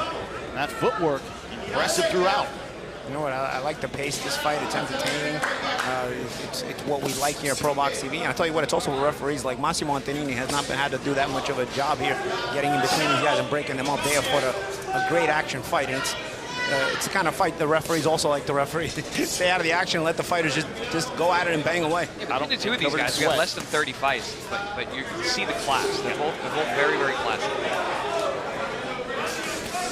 Speaking to the lack of referee attention. But that's good, sometimes referees try to insert themselves a little too much. Antonini staying outside of this and letting these guys work and entertain the crowd. Flaz briefly switching southpaw back to orthodox. See, one thing about Flaz, that high chin, tends to let that chin float up really high. And that's failed him in the past. He has a TKO in round 1. That's a loss against a guy who actually fought on our air, Boca Chica. Yeah, Boca Chica. And he got caught. That's when Mohegan's son, round number 1, got flattened in that fight. Well, Boca Chica does hit you. Yeah, he's punch. It's an F though, but he just doesn't throw. He's not the busiest guy, Boca Chica, right? Oh, big shot there by Flaz. Flaz like really good power jab, which is a great weapon against the southpaw. Escarcega is doing well to take the whole down. Right, got the body shots though. Body shot. Talk about Escarcega putting money in the bank. Yeah, Escarcega was the guy who was really going to the body, and it's Flaz that got there with more power. Shot. How much did it take out of him in the middle of the round? Too. Flaz's shots are so sneaky. Yeah, lost that fluidity, champion. It's hard to see those punches. Yeah, can't anticipate them. You know, a lot of defense is anticipation. Hard to anticipate Flaz. He's off a really deceptive rhythm. Escarcega looking like a guy who might be waiting for that bell. A little look in his face. He's trying to get it back, gentlemen. A lot of time left, Jimmy. Whole minute to go. Folks, you're sitting at home. That's an eternity. Yeah, but just crushed your ribs. Oh, big breath in from Escarcega. He's trying to get that win back, but it just takes time, and time is something he does not have. 40 seconds left to go in round number 3. Everything going the way of Nicklaus Flaz, a man from Puerto Rico, trying to get that 13th win of his career. Flaz is picking his punches nicely too. Keeps going back down to the body. Still with the pace too. Still with the pace. And remember, Escarcega took this fight on short notice. You can see the body language of him is starting to wither away. He doesn't have a lot left. I don't know if he's going to be able to go many rounds if Flaz keeps this up, man. He's looking more and more like a guy who took this on short notice. And that's another thing too, is the can't build your core. And you see the ball is being chopped away by Nicklaus Flaz. Will we see the bell? Flaz the kind of guy. They do. Just want him to leave you alone.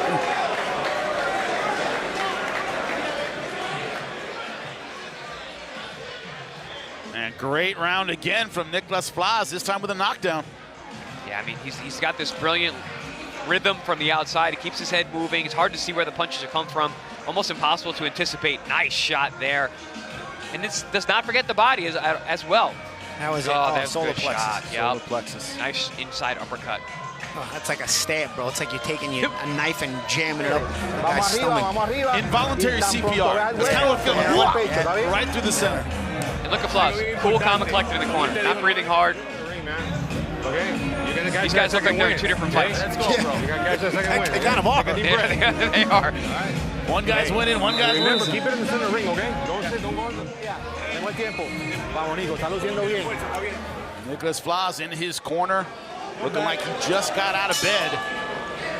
His opponent, Alfredo Escarcega Jr., Phoenix, 15-1-1. Knocked down in the last round, that solar plexus shot. How much did he get back in 1 minute? We all know from painful experience that it's not a lot of time to recover from a body shot. No. Some it'll stay. We know this. It'll stay with you. They'll stay with you. They stay with you. Some of those stay with you for a couple days. I said the next morning. I think it was a body shot that I felt all weekend. So to your point, champ, you know, he's going back to that calm demeanor, right? Not trying to rush anything, taking a shot, which he's done so successfully so far. Yeah, and also it just speaks to his conditioning. Like he's not getting tired at all. It doesn't seem like he's wasting any energy. In the corner, he looks very, very calm, not breathing hard. He's testing but not chasing. You know, test if your opponent's back 100%, but don't chase him. He's certainly not doing that. Flaz is a guy also, he just looks like he's having fun. You know, his style is very rhythmic. He's smiling, having a good time. Yeah, it never looks like he's trying hard. Meantime, he's throwing 100 punches around. Yeah, and they're hard too. Yeah, and he's got the corner telling him to slow down. Meantime, he doesn't even look like it's really bothering him to fight at that pace, and he actually initiates and creates that pace. Little cut around the right eye of Nicklaus Flaz. Meanwhile, Escarcega looks like he's running a marathon. He's working so hard. And it's probably something you bring up in almost every fight, the mental pressure, right? The mental pressure of having somebody in front of you all the time. Flaz is doing that. Yeah, he sure is. And that's the thing about the mental pressure. It's so relaxed, too. He's able to both conserve energy and burn it because he's so relaxed in the way he has his rhythm going. You know, it's sometimes it's hard to explain. A guy can fight at this pace, but yet at the same time, it's not heavy because the way he goes about it is in such a relaxed manner. Even the way he's throwing his punches is almost in an effortless manner. When the guys really try too hard, to throw too fast, to throw too hard, that's when the pace starts to really affect him. When you do it like Flaz, when it's almost like in an effortless, smooth way. Another knockdown. I think that's it's like another body shot, and this might be it. Okay. Flaz has a cut. It's probably going to clash your heads because they've been separated. Yeah, their heads are coming together quite a bit. Wants to keep going, but 40 seconds left in round number 4. Second knockdown of the fight. Oh, thudding body shot again from Flaz. And you can really hear those ringside. Wow, heavy shot. Feel them ringside.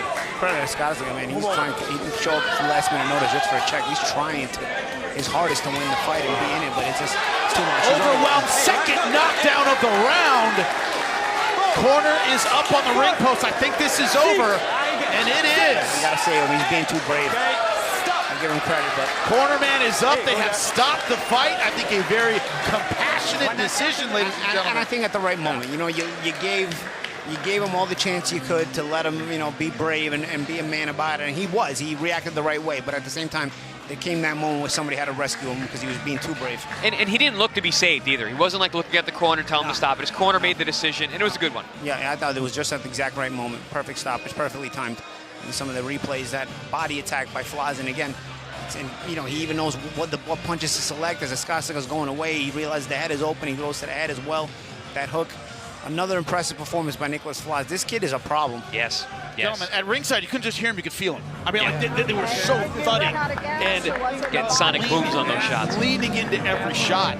But as you said, effortlessly, right, champ? It was like he's throwing big punches, but it looks like he's dancing. Just so smooth, so athletic. And that's why I mentioned the dancing. I'm like, I bet he's a great dancer. You can just see his rhythm. Everything flows off itself. Really, really impressive performance. Once again on our air. He looked great last fight. I mean, he really impressed me. Did it once again tonight. Escarcega came to win. Can't deny that, but heart, guts, determination, but outskilled tonight by the superior fighter. Keep an eye on this young man. Unbelievable performance yet again, making his name here on ProBox TV. But man, if I'm looking at, you know, a marquee fight at 147, this is a guy I'm going to be thinking about. Unbelievable performance tonight. Wow. So wipeout, multiple knockdowns. Jim Sorensen, make it official for us. Ladies and gentlemen, after 6 hard-fought rounds, we go to the... this fight is called by Massimo Montanini in the 6th round at 2 minutes 48 seconds for your winner by technical knockout and new WBA Continental USA champion Nicklaus Flaz.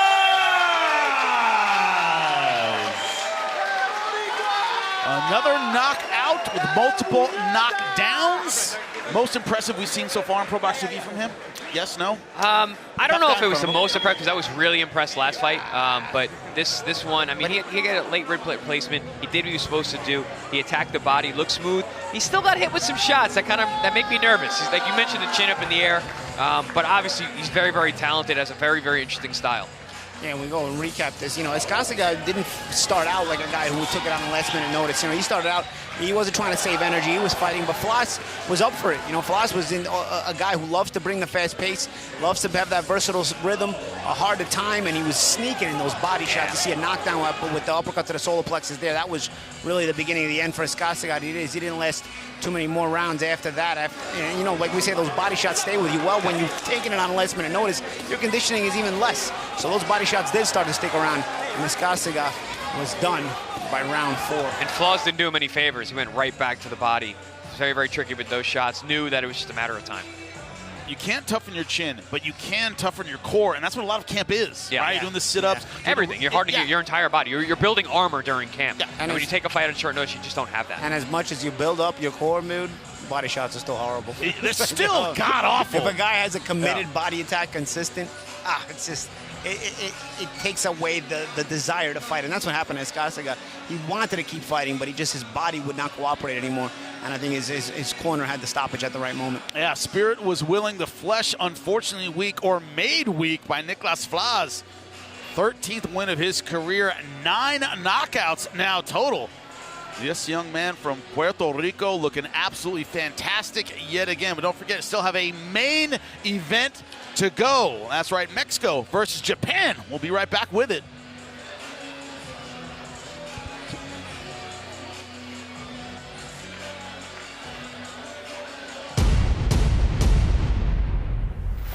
Wednesday night fights on ProBox TV. Evenly matched fights, 50-50. If you're looking for competitive matchups, every other Wednesday night fights on ProBox TV. Join Chris, Paulie, and myself ringside every other Wednesday on ProBox TV. Dynamite action on Wednesday night fights every other Wednesday on your boxing channel, ProBox TV. Coming up on your next Wednesday night fights, July 31st. ProBox veterans Alberto Palmetta and Jesus Sriracha return to battle it out in the main event. Live from the ProBox Event Center in Plant City. Get your tickets at ProBoxTV.com or take your chances at the door. Wednesday night fights. Welcome back at ringside here, the ProBox TV Event Center in Plant City. Jimmy Smith alongside Paulie Malignaggi and Chris Algieri. Looking at our main event here, when we look at Akitsugi, who is the Japanese fighter in our main event, 10 wins, only 1 knockout. That'd be a math genius. 10% knockout rate, very, very low. But you guys talk about it all the time. When you don't have that knockout power, you're there for every round, every single time. That's when you talk about, Chris, the fitness of Akitsugi. You saw him today. Yep. Said he looks fit. Looked very fit. Looks good for the weight class. A good size for the weight class. Big, strong legs. You know, listen, he's bringing his lunch to work today. He knows he's going to be here for 10 rounds if he's going to win the fight. Eduardo Ramirez, very, very tough guy. He has been stopped before. So, you know, a knockout's not out of the question, but like you said, 10 wins, 1 KO, probably not going to happen. Counter-punching ability, Paulie, a lot of people, when they watch a fighter like Akitsugi, they go, well, he punches a lot. So a counter-puncher like Ramirez should have a good time throwing that many punches. It's hard to counter a guy like that. Explain that a little bit. Yeah, it is. If the numbers are a lot, you know, sometimes the punch in between them can be difficult. Sometimes, you know, getting the timing on him can be difficult a little bit. You're going to have to figure out a way to, you know, make it work for you and within your style. The thing about Akitsugi, if you're going to reach a world-class level without a lot of power, you got to either have exceptional speed or you got to have a versatility within your style to know how to fight and go in both directions, or both would help as well. I think you need at least one of those qualities, having multiple of those qualities, either big power, big speed, or the ability to fight in both directions, which most fighters do not have. I think you need one or more of those combinations. If you just have big power, though, it can work for you. You know what I mean? But if you're missing the big power, you need one or the other. Power is a beautiful thing to have. I never had it, but you could fight in both directions very easily. You know, yes, I had exceptional speed. I was very athletic, and I made that work. We'll see what Akitsugi really has. He has an effort style. He throws a lot of punches. Will that effort style translate at world-class level, or is he going to need? Are we going to need to see a little bit more? I think tonight against an opponent like this, it gives us a little bit more answers about a guy like Akitsugi. There's a reason why he's been constantly pushed in as the B-side. He's been able to overwhelm these guys, these prospects he's beaten, and honestly, a tough go of it, really. I mean, would you say 34-0 his last 34-0, a 3-fight run, 34-0. And he beat them all. So, but he's never fought somebody like Ramirez. You're never going to get a favor done to you there if people don't see that you have something that stands out. Again, either that exceptional speed or that ability to go 2 ways, forward and backwards very fluidly. Akitsugi has to show that, and let's see if tonight we see a little bit more from him other than just a big effort. Remember what he said. We did our interview with him the other day. He got 1 month to train for this, and he was very happy about that because he normally gets days notice. So we might see a different guy. I'm always last. I'm always late notice. I'm always the B-side. He appreciates this showcase we're giving him as a main event here on ProBox TV. You talked about the opportunity. Yeah. How does that translate in the ring? When somebody finally sees that faith in you, we'll put you in the main event, or we'll give you a tough but winnable fight. You're not necessarily the B-side this time around. Chris, what does that mean to you psychologically when you get in there? I mean, you could see the excitement oozing off of him when we were interviewing him. He was very excited to be here. Great, you know, like you said, the opportunity. Fighters now know what this platform means and what it can do for their career. And Akitsugi now, he's like, I got a month to train. I'm happy for that. So we might see a whole different guy tonight. Well, we've got a lot more eyeballs on the network now. Yeah. ProBox TV is growing, and we've got a great fan base that is committed to our fights every time we show them. So I think fighters are starting to realize that this is a great platform to showcase themselves on, and really they're ready for the moment when it comes for them. And I think this fight tonight for Akitsugi is a big moment, as it is for Ramirez. Yeah, big moment and big opponent. Are you ready for both? That is the question when we talk about the fighter from Japan fighting out of Hollywood. Katsuma Akitsugi, -700. Eduardo Ramirez, +450. Once again, as you point out all the time, Paulie, these fights aren't easy to make odds on because it's competitive. Well, this is going to be definitely a competitive fight. Take a look at the tail of the tape, see what the numbers say. Only 2 years age difference between these two fighters. Slight height advantage for Ramirez, along with a slight reach advantage for Akitsugi. What Akitsugi does well isn't on the tail of tape. That is stay busy. Jim Sorensen, get our main event going.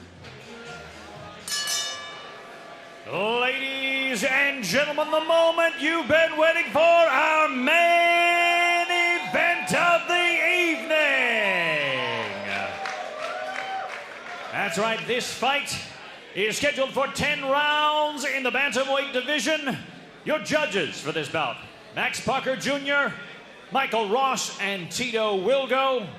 And your referee, the third man in the ring, Michael DeJesus. Introducing to you first, fighting out of the blue corner, wearing the gray and red trunks, he weighed in at 118.8 pounds. His record, 22 wins, 3 losses, 3 draws with 16 wins by knockout. Fighting out of Hermosillo, Mexico, bienvenidos Eduardo Coreano Ramirez.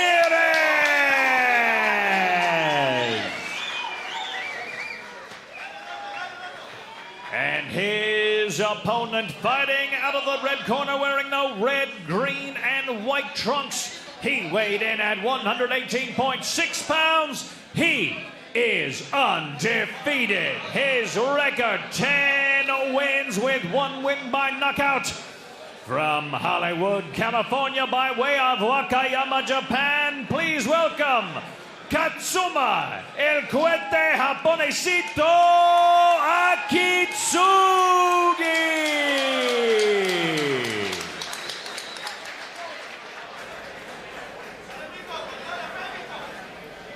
In the locker room and going, okay? I already told you everything in the locker room and going. Touch gloves if you want to. Toca cuando se quiere.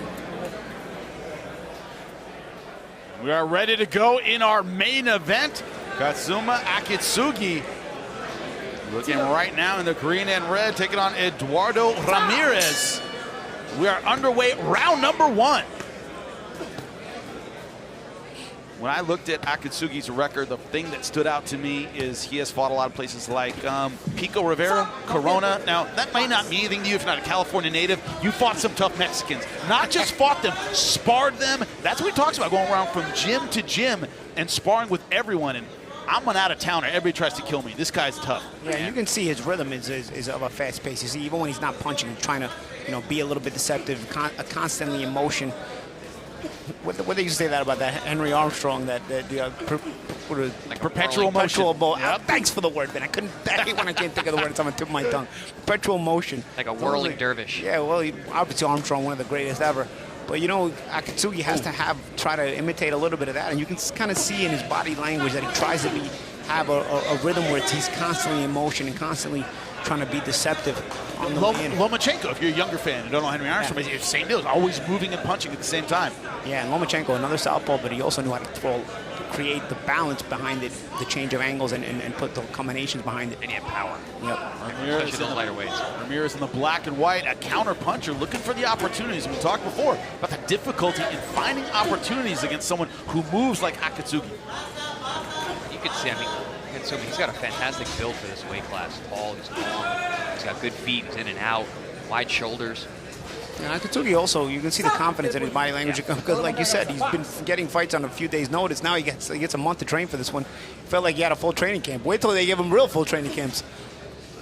Because if you know what a full training camp is, 4 weeks, he was like, all right. Oh my God, 4 weeks? People at home, it's usually 2 to 3 months, depending on the level of fight. But well, this is probably clearly a guy who stays in the gym to be able to get those fights on short notice and beat those prospects. And when we asked him about sparring, they said, "Do you have any names?" Because I sparred everybody. I don't even know half the time who I'm sparring. He's got very good timing like too. You, Chris. Yeah, that's whatever. Well, I similar when he said like Road Warrior. That's how I got all my sparring. I was just going to gyms. Everybody wanted to kill me. Yeah. You make your bones in the gyms, there. Oh, nice body shot. This is the activity of Akitsugi that has spelled the doom of 10 opponents. Jimmy, we were speaking before the show about Katsuma, and in terms of the way he punches, he actually punches hard to the body, and you just saw that. So he doesn't have a lot of knockouts, but he does seem like he has a little bit of power. Ramirez Jr. said it to us, right? Yeah. We talked about his knockout record. Oh, you don't hit that hard. He goes, I hurt guys. Yeah. I knock him down, but I can hurt you with a shot. I was always the same way. I hurt everybody I fought too. I just wasn't a finisher. And you also get your respect as well. You have to. Beating guys, you're getting their respect. You can see it in their body language as well when you're fighting them. Akitsugi definitely getting the respect so far in this round number 1. Great movement, the volume we expected from the fighter from Japan. Actually, no. I expected him to be a lot busier. He looked busier than that. Yeah. I mean, he was busy, but he was putting his punches together a little differently than I've seen from him. Where he was busy too, with his rhythm. He wasn't punching. His rhythm was constantly in motion. So I thought he was busy in a different way than I expected. Sitting right there in the corner. I'm looking at his legs. Chris, you're like, dude, his legs were just lean and gigantic. You got to be in that kind of shape. You want to move like he just moved for an entire fight. Yeah, when I saw him walking around campus, that was the first thing I saw was those legs, and I was like, oh boy, wow, he's got some strong-looking legs.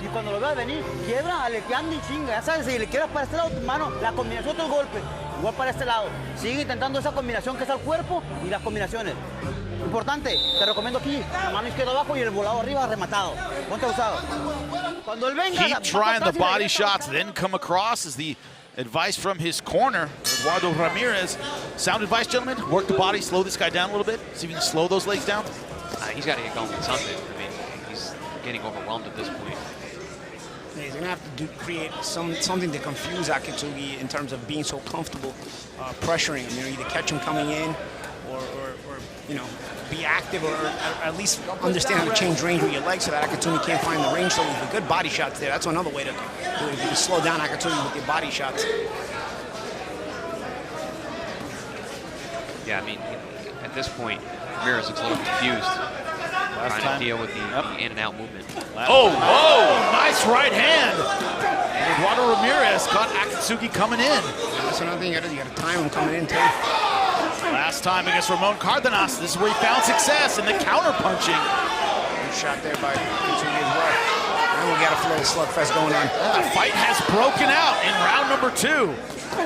We spoke about power. Akitsugi's the one backing him up though. He's impressive. But Ramirez firing. Akitsugi is not afraid of being in the mix, even after he got rocked with a shot. Look at the way he's measuring with that lead hand as well. He's still cognizant of the fact that, you know, he's got a proper punching range himself. You see how he uses that lead hand to kind of probe after he throws punches and before he punches. There is a technique to Akitsugi's activity. He uses it as offense and defense. You know, rangefinder, so he just says how to range. Yeah, a very good body puncher. Oh! And again, that lead hand goes back to that lead hand measuring stick. It sort of controls the opponent from wanting to punch back right away after he takes a shot from Akitsugi. You know what I noticed about Akitsugi, which is probably speaks to why he does not have that many knockouts? It seems like he's already on the way out when he lands the punch. He's landing that straight left hand, and he's already on his way out. Doesn't really get those feet underneath him the way, like you said, about Lomachenko. Yeah. And those are the subtle differences that can make a big difference as you move up the ladder. Good body work again, though.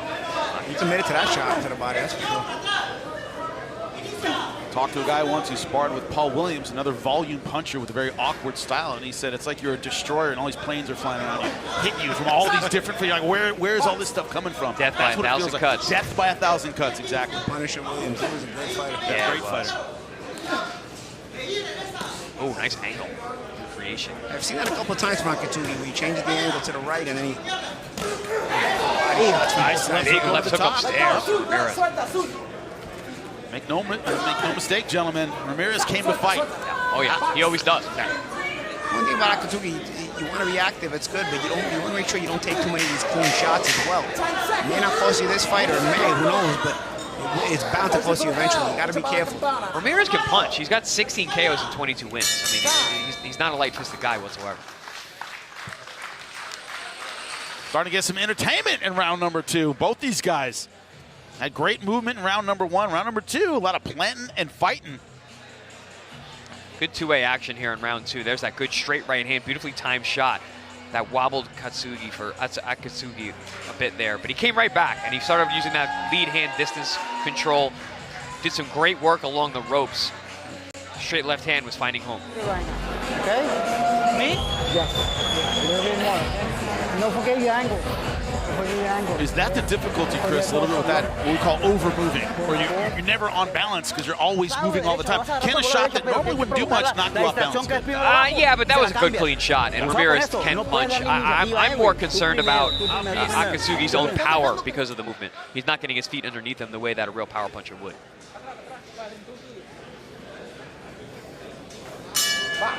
Start round number 3. Katsuma Akitsugi versus Eduardo Ramirez. Akitsugi in the red, green, and white. Fighting out of Hollywood, California, but of course from Japan. His opponent, Eduardo Ramirez, in the gray. Counterpuncher out of Mexico. That's great positioning there from Akitsugi. Ramirez fell off balance. Akitsugi was right there to control the distance and get right back to it. Good snapping jabs, good work with the left and now the right. Yeah, the real Ramirez. Real difference here is the power. Ramirez just landing the harder, cleaner shots. Not the cleaner shots, but the harder shots.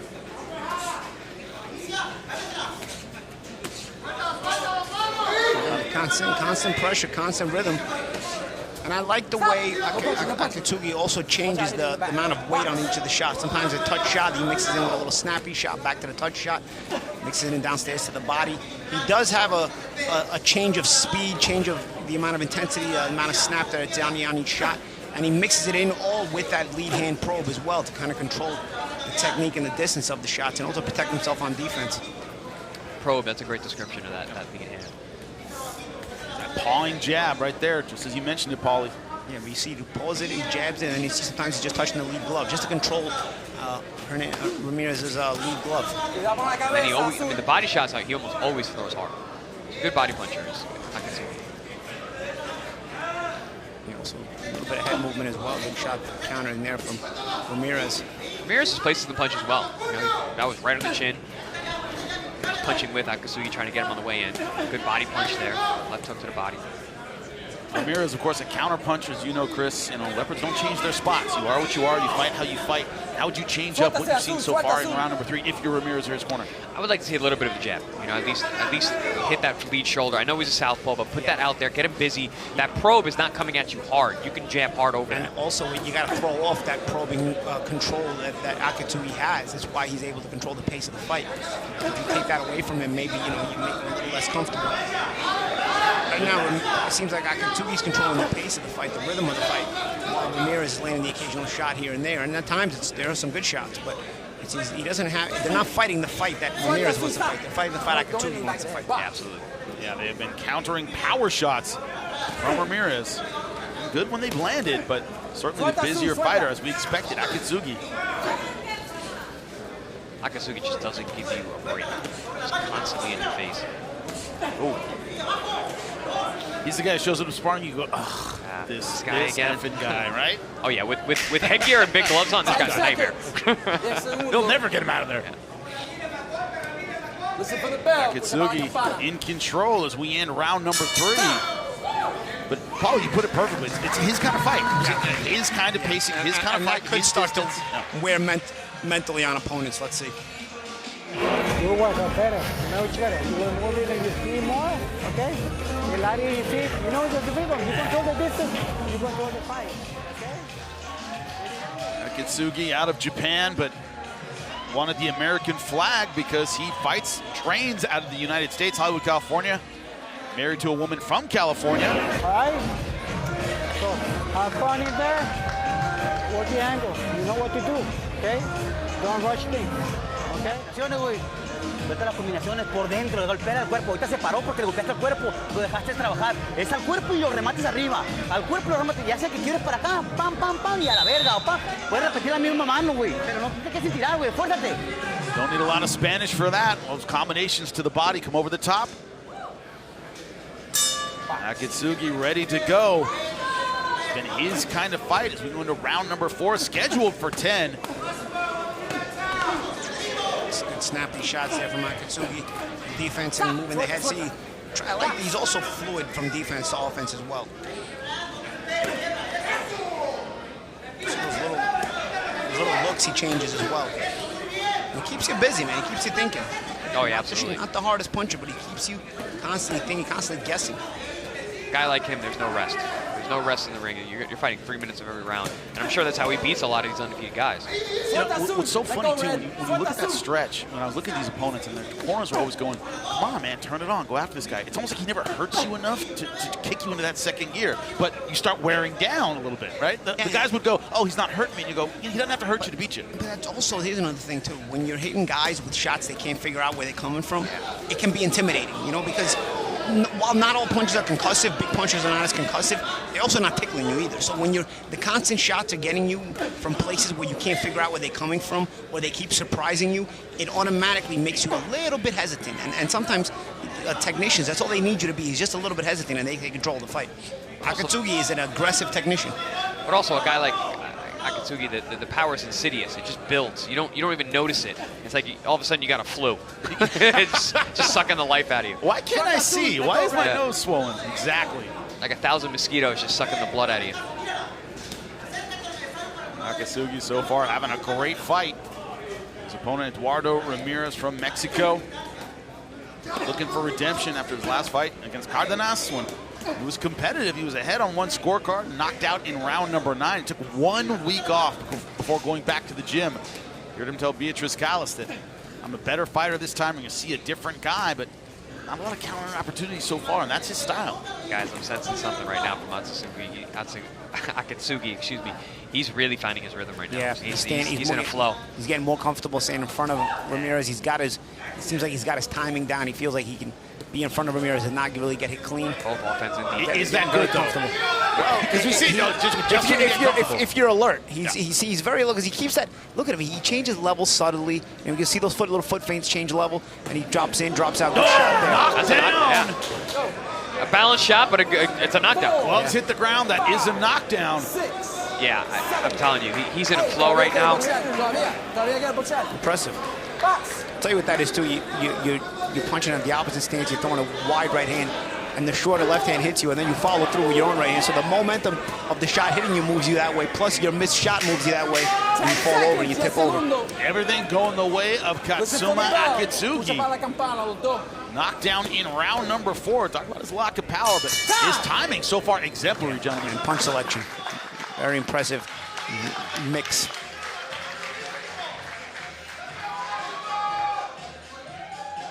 See everybody. You're gonna see the short shot. You see, it's Ramirez also. He's throwing his own right hand. The momentum brings him. The shot moves him that way. See. Yeah, if you think about it, the weight shift of Ramirez's punch. He's going to his left, but also getting hit by the left. Knocks him over his lead foot. And also the ability to hit a power shot and then slip. That's high level stuff. That's almost like you have the anticipation. Things like that are anticipation. It's not just reflexes. It's instinct anticipation. And that comes from a lot of training, a lot of sparring. And go to the body. Oye, ya relájate. Morro cada vez que lo golpeas lo lastimas. Starting to see the frustration in the face of Ramirez. Obviously, like I said, the rhythm that Akitsugi found in the last round, but also that knockdown is really tough on the scores. This is a close fight, and now he's got an extra point in that last round, and he's finding his rhythm. Akitsugi's fun to watch, man. He may not have the biggest punching power, but he's consistent with his rhythm. It's fun to watch. When asked about fighters like Naoya Inoue, he says, we've always in Japan had great fighters, but they tend to be, as we said, big in Japan, right? They don't tend to get the exposure, right, in the United States that they should. That is changing with social media, because now we have a chance to be exposed to a much larger audience. That's what this fight is about for him. Katsuma just landed some really big left hands to start this round. And again, he's not getting hit as clean. And Ramirez kind of knows it, and he's aiming more for the chest of Akitsugi. Over some tight punches. Again, backing up Ramirez. Good shots there from Ramirez. Maybe that'll start to make Akitsugi think twice about pressure. After Akitsugi a reason to back up. So far, that has not been the story. You can see Ramirez has jarring punches. You can see the rattle. Speaking of, he didn't like that. Ramirez did not like that shot. He saw that in his feet, his legs. That Pez dispenser shot, right? Head goes back. You see the lights. That's a nothing. Top of the event center. I don't care how not hard the guy punches. If he's knocking your head all around for 10 rounds. Yeah, and also, again, you can't figure out how he's setting it up. Look at the little subtle deceptive things that Akitsugi does right in front of you. He'll kind of shift with his feet. He'll feint. He'll change his hand positioning suddenly. He'll kind of drop back on his back foot and then shoot back with a shot like he did just there. He's changing levels. He's moving his head a little bit. He's changing levels. He's constantly doing something that makes it very difficult to anticipate what he's going to do. And if you're a counterpuncher like Ramirez, finding the shot in the middle, as we've been saying, very difficult to do. Jimmy, a couple weeks ago, we called the fight with Lamont Roach and McCrory. Remember, Lamont's landing all these big punches. Then all of a sudden, he takes the power off and starts touching McCrory, putting up the numbers, boom, boom, boom, boom, boom, and that's when the stoppage came. So it's not always the big shots. It can be a lot of little shots. And accuracy, too. He's very accurate because he's not putting all the mustard on the shots. He's snapping them in there, so they're easier to land cleanly. Yeah, and also keeps his positioning. Doesn't put himself out of position. He's a very good position fighter. Yes, just about to point it out, he's never been off balance with all of these punches. Yeah. And slight cut on the eye of Akitsugi on the left eye. I don't know if it's from a clash of heads. That was there. That was there last time. Before? Okay.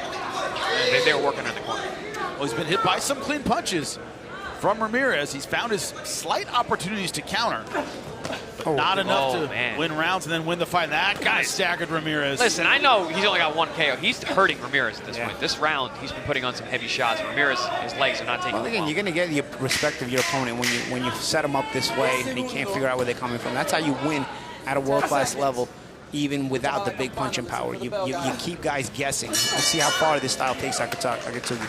Gentlemen, depth of 1,000 cuts. Cut 700 sucks. Yeah. Right? And that's about where we are, right, in this fight. He's taking a lot of clean punches. But it's only depth of 1,000 cuts if, like I said, you're rhythmic and deceptive enough to where the guy has to keep guessing where they're coming from. The guy can figure out where they're coming from. Doesn't matter how much you're throwing. Eventually, he's going to start timing you. But the rhythm of Akitsugi is what makes him dangerous. We're looking forward to it Wednesday, July 31st. Alberto Palmetta versus Jesus Saracho. Two fighters that we know are going to go for it. Very, very fundamentally sound, incredibly aggressive. Heart, guts, determination will be on display in this 10-round welterweight main event. We're back to this main event, round number 6. It's reached the halfway point. Puesto el morro no se quita nada, pero como no le tiras, no le das. Tienes que tirar, güey. Hey, anímate poquito, sobre. Concéntrate, anímate poquito. Akitsugi looking very, very fresh despite his activity level so far. And Eduardo Ramirez, and you start doubting yourself, right? You start wondering if you're going to pull it off at a certain point. He's landed some good counter punches, but Akitsugi just Get off the foot, los pies. having his way so far. Paul, you point out early in the fight, it's at his pace and his distance. Yeah, exactly. And his pace at his distance. Oh, good uppercut there from Ramirez. Every once in a while, he lets him know he's there. Akitsugi has shown a good beard. What is it, Paul? Would like to see maybe, would you like to see maybe Ramirez follow up a little better after those punches or something like that? I mean, yeah, I think. What would you be yelling? I think even he's not expecting to land. So when he lands, it's almost like he's surprised. He doesn't know how to follow up. Oh, good shot there, right? And also keep in mind, Akitsugi sometimes rides those shots, so they're landing clean, but they're not always landing as hard as Ramirez wants to land them.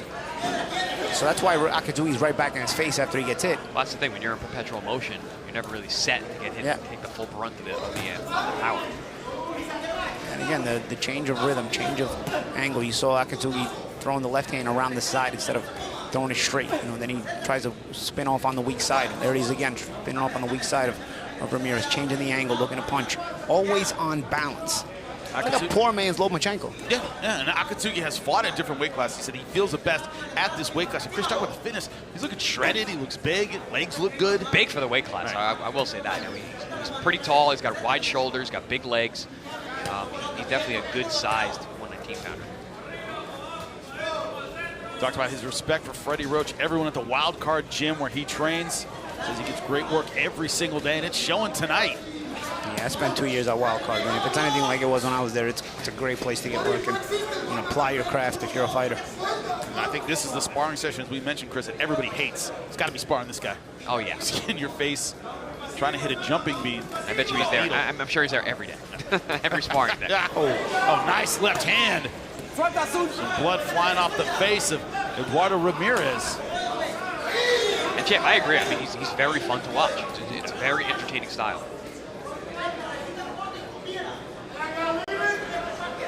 Nice feint. Good feint. And set up, slide out. You talked about it, Chris, like getting the flu. No one punch hurts you, but all of a sudden your whole body hurts, face is swelling up, having trouble breathing. Looks like we're getting to that point with Ramirez, swelling all over the face. No one spot. It's just like his whole face seems to be swelling. And you see Ramirez comes up short, he's guessing. He's like, and he doesn't know what to do when he misses because he feels like something's going to come back every single time. And often it does. That's another thing, though. You know, we haven't spoke to how tired you get from missing punches. Right. And how tired you get from being frustrated mentally. You can see Ramirez down. 10 seconds left to go in round number 6. Another good left hand shot looking up at the lights. Eduardo Ramirez has to come up with something. Impressive performance by Akitsugi, guys. They're not going to have the knockout power, have the constant motion. Chris, that's what's on display here. Yeah, look, I mean, like you said, Champ, sliding to that weak side. There's that big uppercut shot from Ramirez early in the round, but Akitsugi didn't respond to that at all. Just took the shot, went right back to work. It was like it didn't even happen. He's shown a good beard, but also he just sticks to the game plan, sticks to the script. You saw that calm face going back to his corner.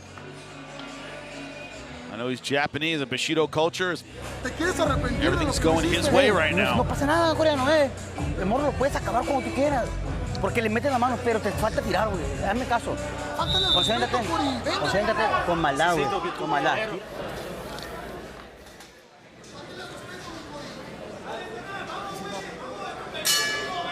Corner saying keep going, keep pushing, but Cornerman's not the one getting hit in the middle of the ring right now as we begin round number 7. Ooh.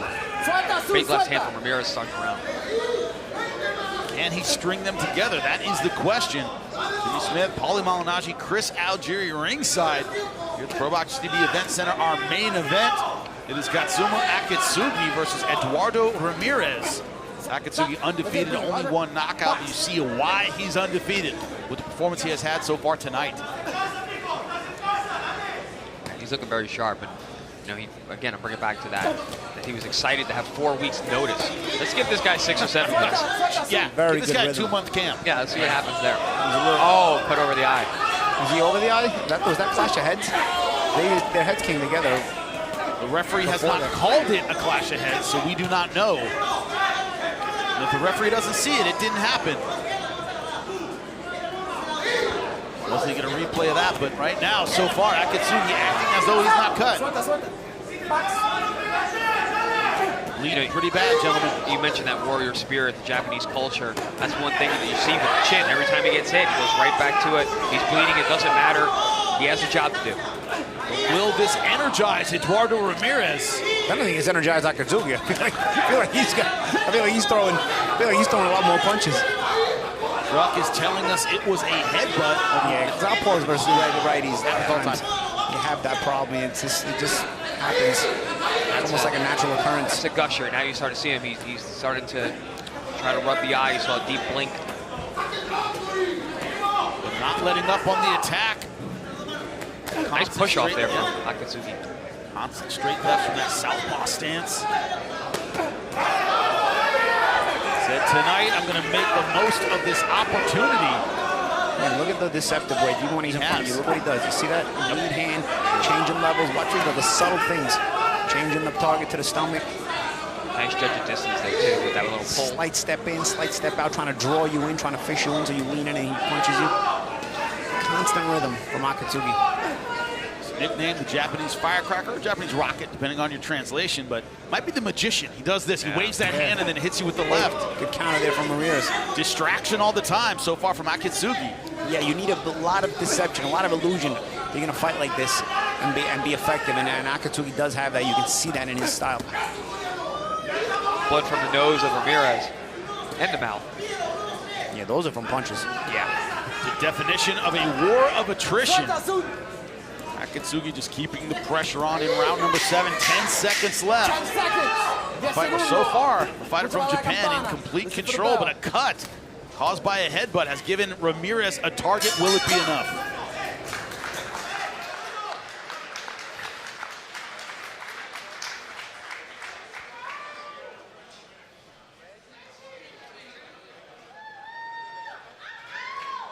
Here's how the cut happened, gentlemen. The referee has not indicated it was a headbutt, but here it is. Yep. There. That's about as headbutt as headbutt's going to be. Yeah, it's not in a great spot either. It's above the eye. It's a little bit outside, so the blood isn't necessarily going to drip into the eye, but we'll see how that thing progresses if it gets any bigger. One thing is it might energize Ramirez, but give him something to punch at, a little bit of a target, maybe get him mentally back in this fight, because tactically hasn't really found a way in. Yeah, that's not a great spot. You're doing good. Nope. Eyelid, of course, dangerous. Hopefully they know, commission understands that was caused by a headbutt. That if they have to go, they have to stop the fight, then we go to the scorecards at this point. Tomorrow these guys are going to know they were in a fight. No question about that. I bet you Ramirez's neck is going to kill him. His head has been popped back multiple times. Shots just like that. Great left from the southpaw stance for the fighter from Japan. Fighting out of Hollywood, California at the world-famous Wildcard Gym. Now a little bit of a slugfest in round 8. Home booth fight.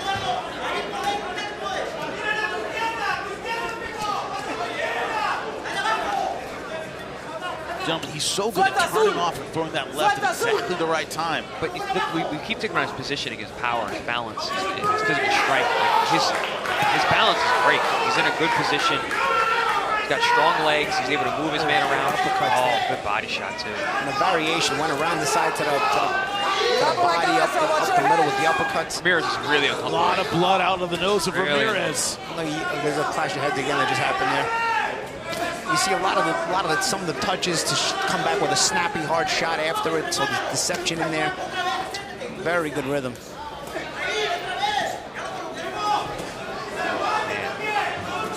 Solid shots here. If you're wondering about the chin of either one of these gentlemen, those questions have been answered, for sure.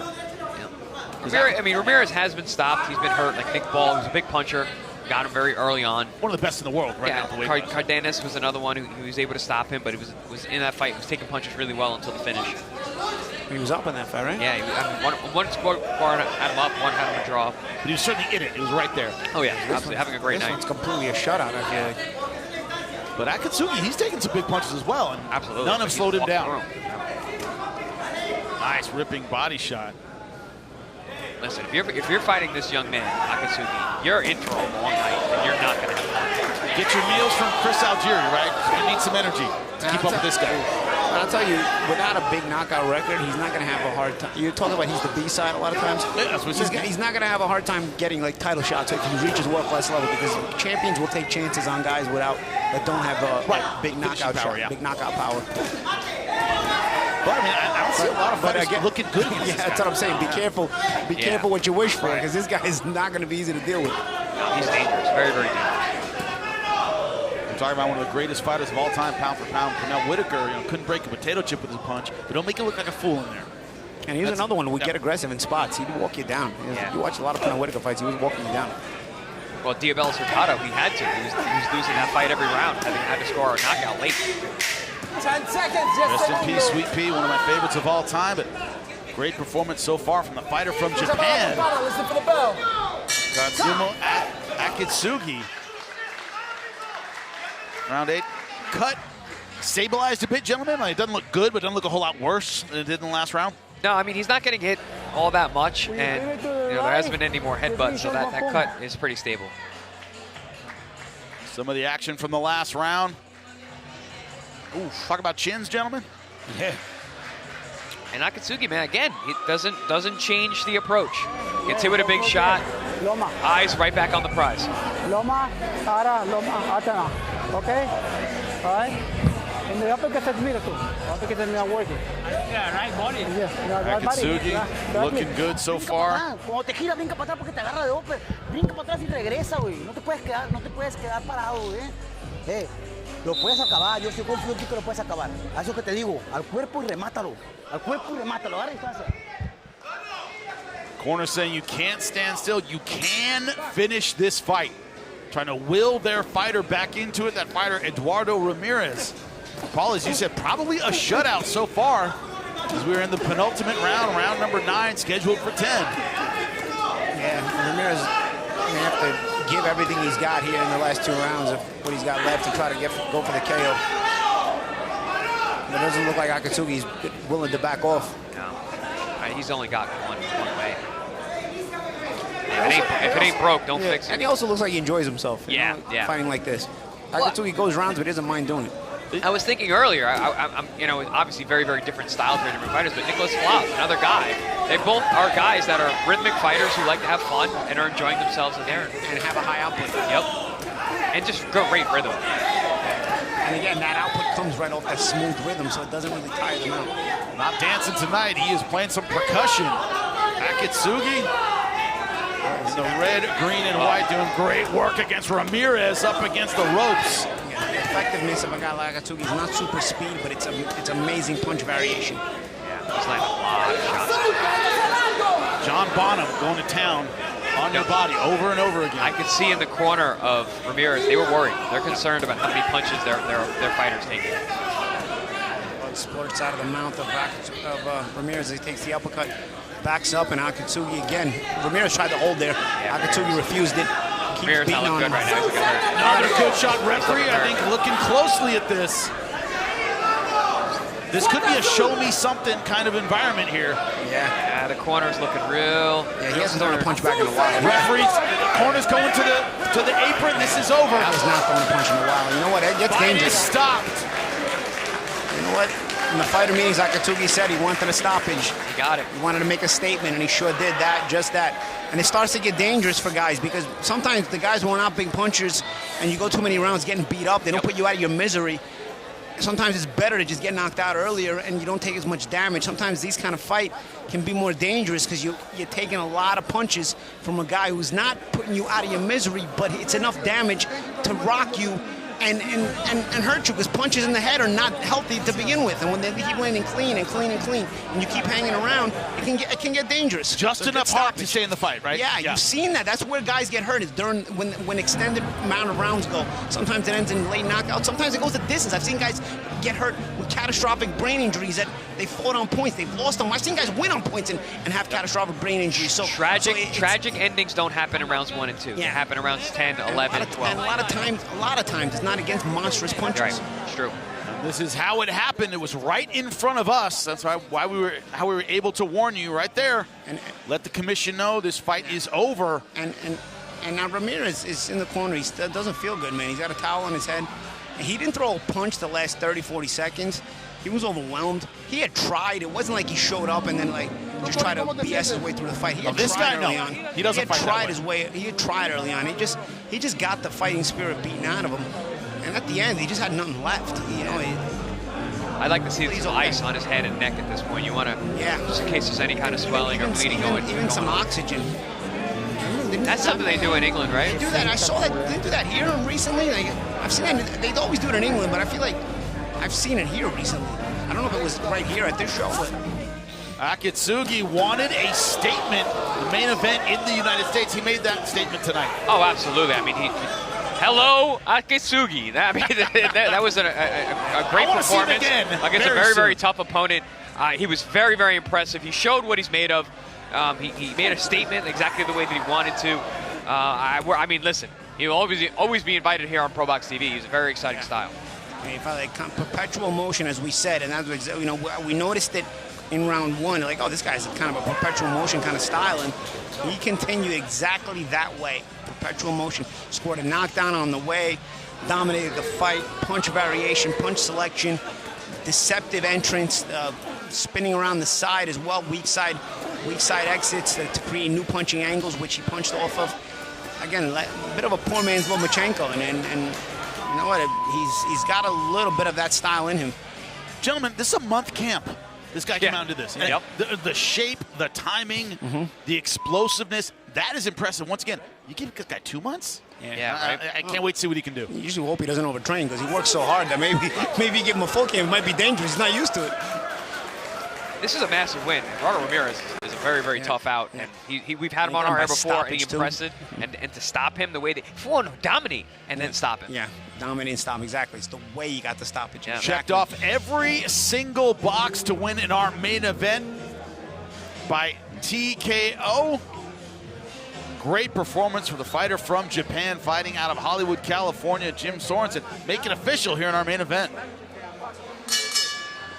Ladies and gentlemen, at 1 minute 48 seconds in round number 9, referee Michael DeJesus calls this fight to a stop for your winner by technical knockout and still undefeated, Katsuma El Cuente Japonesito Akitsugi. Hard to forget. Remember the name, Akitsugi. He looked outstanding tonight. Not just outstanding, gentlemen, but entertaining, right? The kind of technician you want to see again. Well, it's a fun style, too. You're curious to see what he's going to do. I mean, he's got very good technique, good judge of range, very good rhythm. And I said, there was that one moment, I forgot what round it was, I was like, oh, he's in the flow state right now. You could see it. He just stepped into a different zone. He can stand in front of you and just knock in, out, touch you, make you miss. He's a very, very impressive style and a fun watch. He seemed comfortable at every range in this fight, Paulie. It was always where he wanted to be. A little bit close, a little bit out, whatever it was, he was comfortable at that range the entire time. Yeah, he was, and that's because he had the sense of anticipation consistently, and that comes from a lot of sparring. He was always ready. He was ready for the fight. He was ready for the moment, and he really made it count in front of a ProBox TV audience. We talked about Naoya Inoue with him when we interviewed him about Naoya Inoue's style. And I said, what do you think of that style? He goes, that's his style. This is my style. He goes, I appreciate what he did. I appreciate what he has done for Japanese boxing. But my style is my style. And that was what was on display tonight. A fighter that can control range, can throw a million punches, can take a shot. Very confusing with the hands. Unbelievable performance tonight, Akitsugi. Couldn't script it a whole lot better. We were ringside to see it, and it was just generalship from start to finish. Jimmy Smith alongside, of course, Chris Algieri, Paulie Malignaggi. Report card, hard to give this guy anything but an A. A+ in my book, man. He looked phenomenal. That was a very comprehensive performance. We got to see what he's made of, and I think we saw every aspect of what he does in the ring, and I think he's only going to get better. You know, we tend to remember the knockout punchers, right? We tend to remember the finishers. This was one of those where we gave a guy who didn't have that style a platform, and God, he made the most of it. Yeah, super impressive, man. As he's walking by, you're just like looking at him, and you're like, wow, this guy really lived up to the moment here. Really, it's one you're really happy for him, and he's gonna have a good flight back to California. And he's going to have a lot to look forward to in the future. When you look at that ability, it was on display throughout, right? That contrast in styles. We had two undefeated fighters take one another on tonight. We knew how good Naji Lopez was. He looked outstanding technically tonight with a little hiccup there, Chris. Yeah, I mean, he looked very good. He looked like what we've seen from Naji Lopez. But we've also seen him get hurt. We saw him get dropped. He got right back up and was looking to finish the fight. He tried with all his might, almost got it at the very end. But it was good. You need these kinds of fights. He's been in tough his whole career. He fought another undefeated guy, that prospect versus prospect matchup that we all have along the way. He's having it a little bit early, but listen, he's on an accelerated path because he's being built on ProBox TV. Yeah, that's part of, I was about to say, ProBox TV, right, Paulie, is you don't give the prospect the 10-6 guy. You give him the other undefeated guy. What did he learn from this knockdown, you think? I'll tell you what, don't get lackadaisical even if you feel like you're in control. He knows how to win the rounds and be controlling the fight. I think the difference with these two undefeated prospects tonight was that Sumpter knew how to win moments, but Naji Lopez knew how to win rounds, and that's a difference, and that's something you can have a take with you as you go up the ladder. Sumpter can hold his head high, competitive into defeat, got a knockdown over a very good prospect, and can work on this going forward, while Naji Lopez continues to look very impressive. And he worked hard for the knockout in the final round. It was scheduled for 8, and round number 8, Lopez still looking for the finish, both in each other's faces at the end. A little bit of jawing, but certainly some respect, because Lopez hit him with everything but the kitchen sink, went back home, got a kitchen sink, hit him with it, still couldn't knock him out. You got to get respect face-to-face for that. Yeah, Lopez is a bad man, man. He's looking to do damage in there. Well, speaking of bad men and dancers, our co-main event, Nicklaus Flaz, you talked about it, Chris. It isn't necessarily his power, which he does have. It isn't his technique, which he does have. It's his ability to almost float out there and be smooth and dance. What was it like seeing that tonight? Yeah, he's moving and grooving. I mentioned this, he's probably a good dancer. The way he's able to move and just seamlessly float in between offense and defense. He looked very impressive tonight. This is 2 fights in a row on air where he's looked excellent. You think he's a salsa dancer? Something. I don't know.